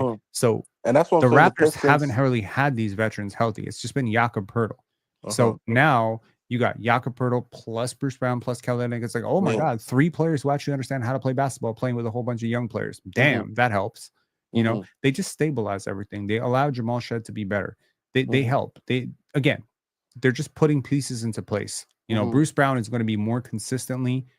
Bruce Brown may not be the shooter that Jameson Battle is, but he's a better player right now than Jameson Yeah, Battle. he is for sure. Right. So right now, I think they're just exhibiting these guys. I'm pretty sure. I mean, we're what, 2 weeks away from the trade deadline right now. Yeah. I'm pretty sure someone's getting traded. If not, all of them are getting traded. But I don't know about all of them right now. To be honest, like I don't know. And yeah, I mean, I share your sentiment on the worry they're winning, but I still believe that they're winning pretty much with youth at this point. Yeah, I mean, I guess so. I just, I'm seeing Jacoby Walters playing time diminish like big time. Jameson Battle, who I feel like was playing good, but I mean, and Jonathan Mugbo was struggling. I know. I'm all for the tank. I still, want us to get another young prospect. I don't want us to make the plan, so I'm just a little bit worried. But hopefully, those guys get shipped off, and maybe we can lose a couple more games. All right, man. Thanks a lot for calling in. Appreciate you. Any final thoughts? No, that's it, man. Appreciate it for having me. Cool. See ya. Okay, we're just gonna check RealGM for a minute because I have a feeling that this board has some epic content. Okay, no free promo for RealGM, but there are some people on here that have a lot of negative things to say about me. So I'm gonna make sure that we're gonna see what they're saying about Scottie. Okay. Someone says Scottie has a much higher ceiling than the group of players he's bundled with Cade, Mobley, Paolo, Franz, Schengen, etc. The difference is they are closer to their ceiling. So to most people, he looks like he's behind. In reality, he's working on so much more. Hang time, good for you. The response: I think Scottie has a second or third worst ceiling here because I don't trust Schengen's defense. But if he turns into Joker Light, it won't matter. Scottie is a second worst offensive player in this list. Franz is everything better than Scottie except for passing. There's no scenario where Scottie will be as good a self-creator as Franz, Paolo, or Cade. No scenario. This person has made up his mind about who Scottie Barnes is going to be at 23. With that said, some will hit their ceiling and others won't, so anything can happen. These are Raptor fans. There ain't one Raptor fan debating Scottie being better than Paolo anywhere on the internet. There's not one Magic fan debating that. But this is what Scottie's fans think, right? I mean, this is crazy.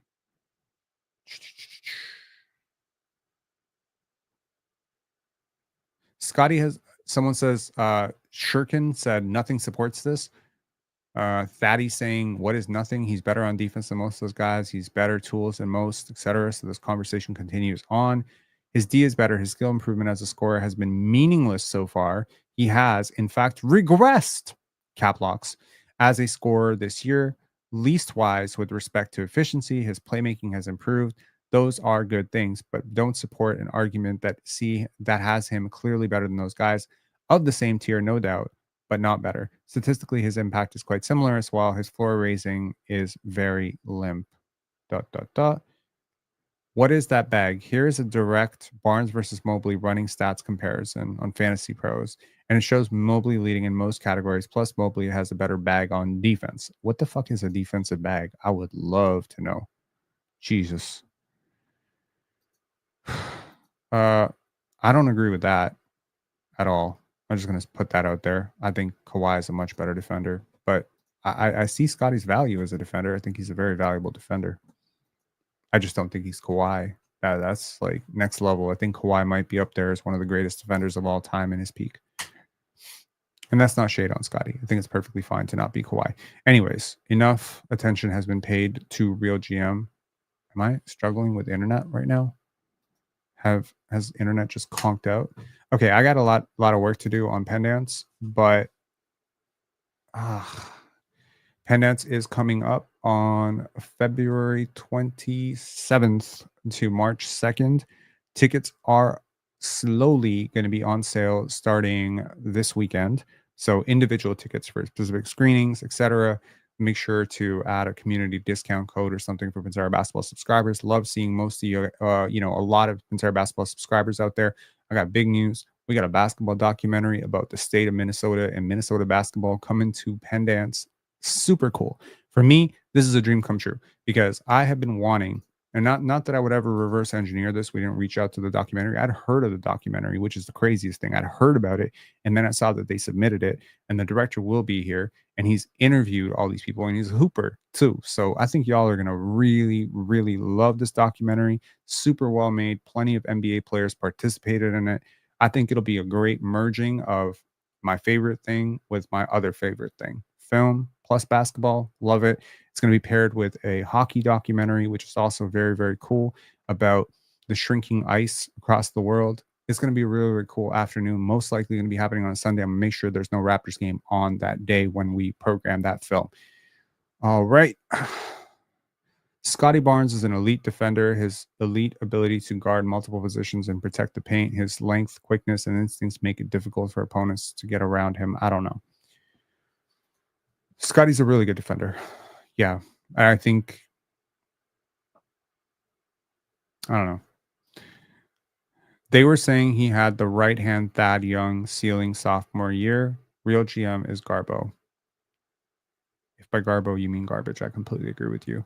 Real GM really fell off way, way, way back in the day. It was a really great place for basketball discussion. There have been plenty of places that have been in the past great for basketball discussion. Unfortunately, it's not a great place for basketball discussion now. Now it is a great place for groupthink, a great place for toxic conspiracy, a great place for absolute stupidity, a great place to have absolutely casual takes be held up as basketball intelligence. It's really a sad state.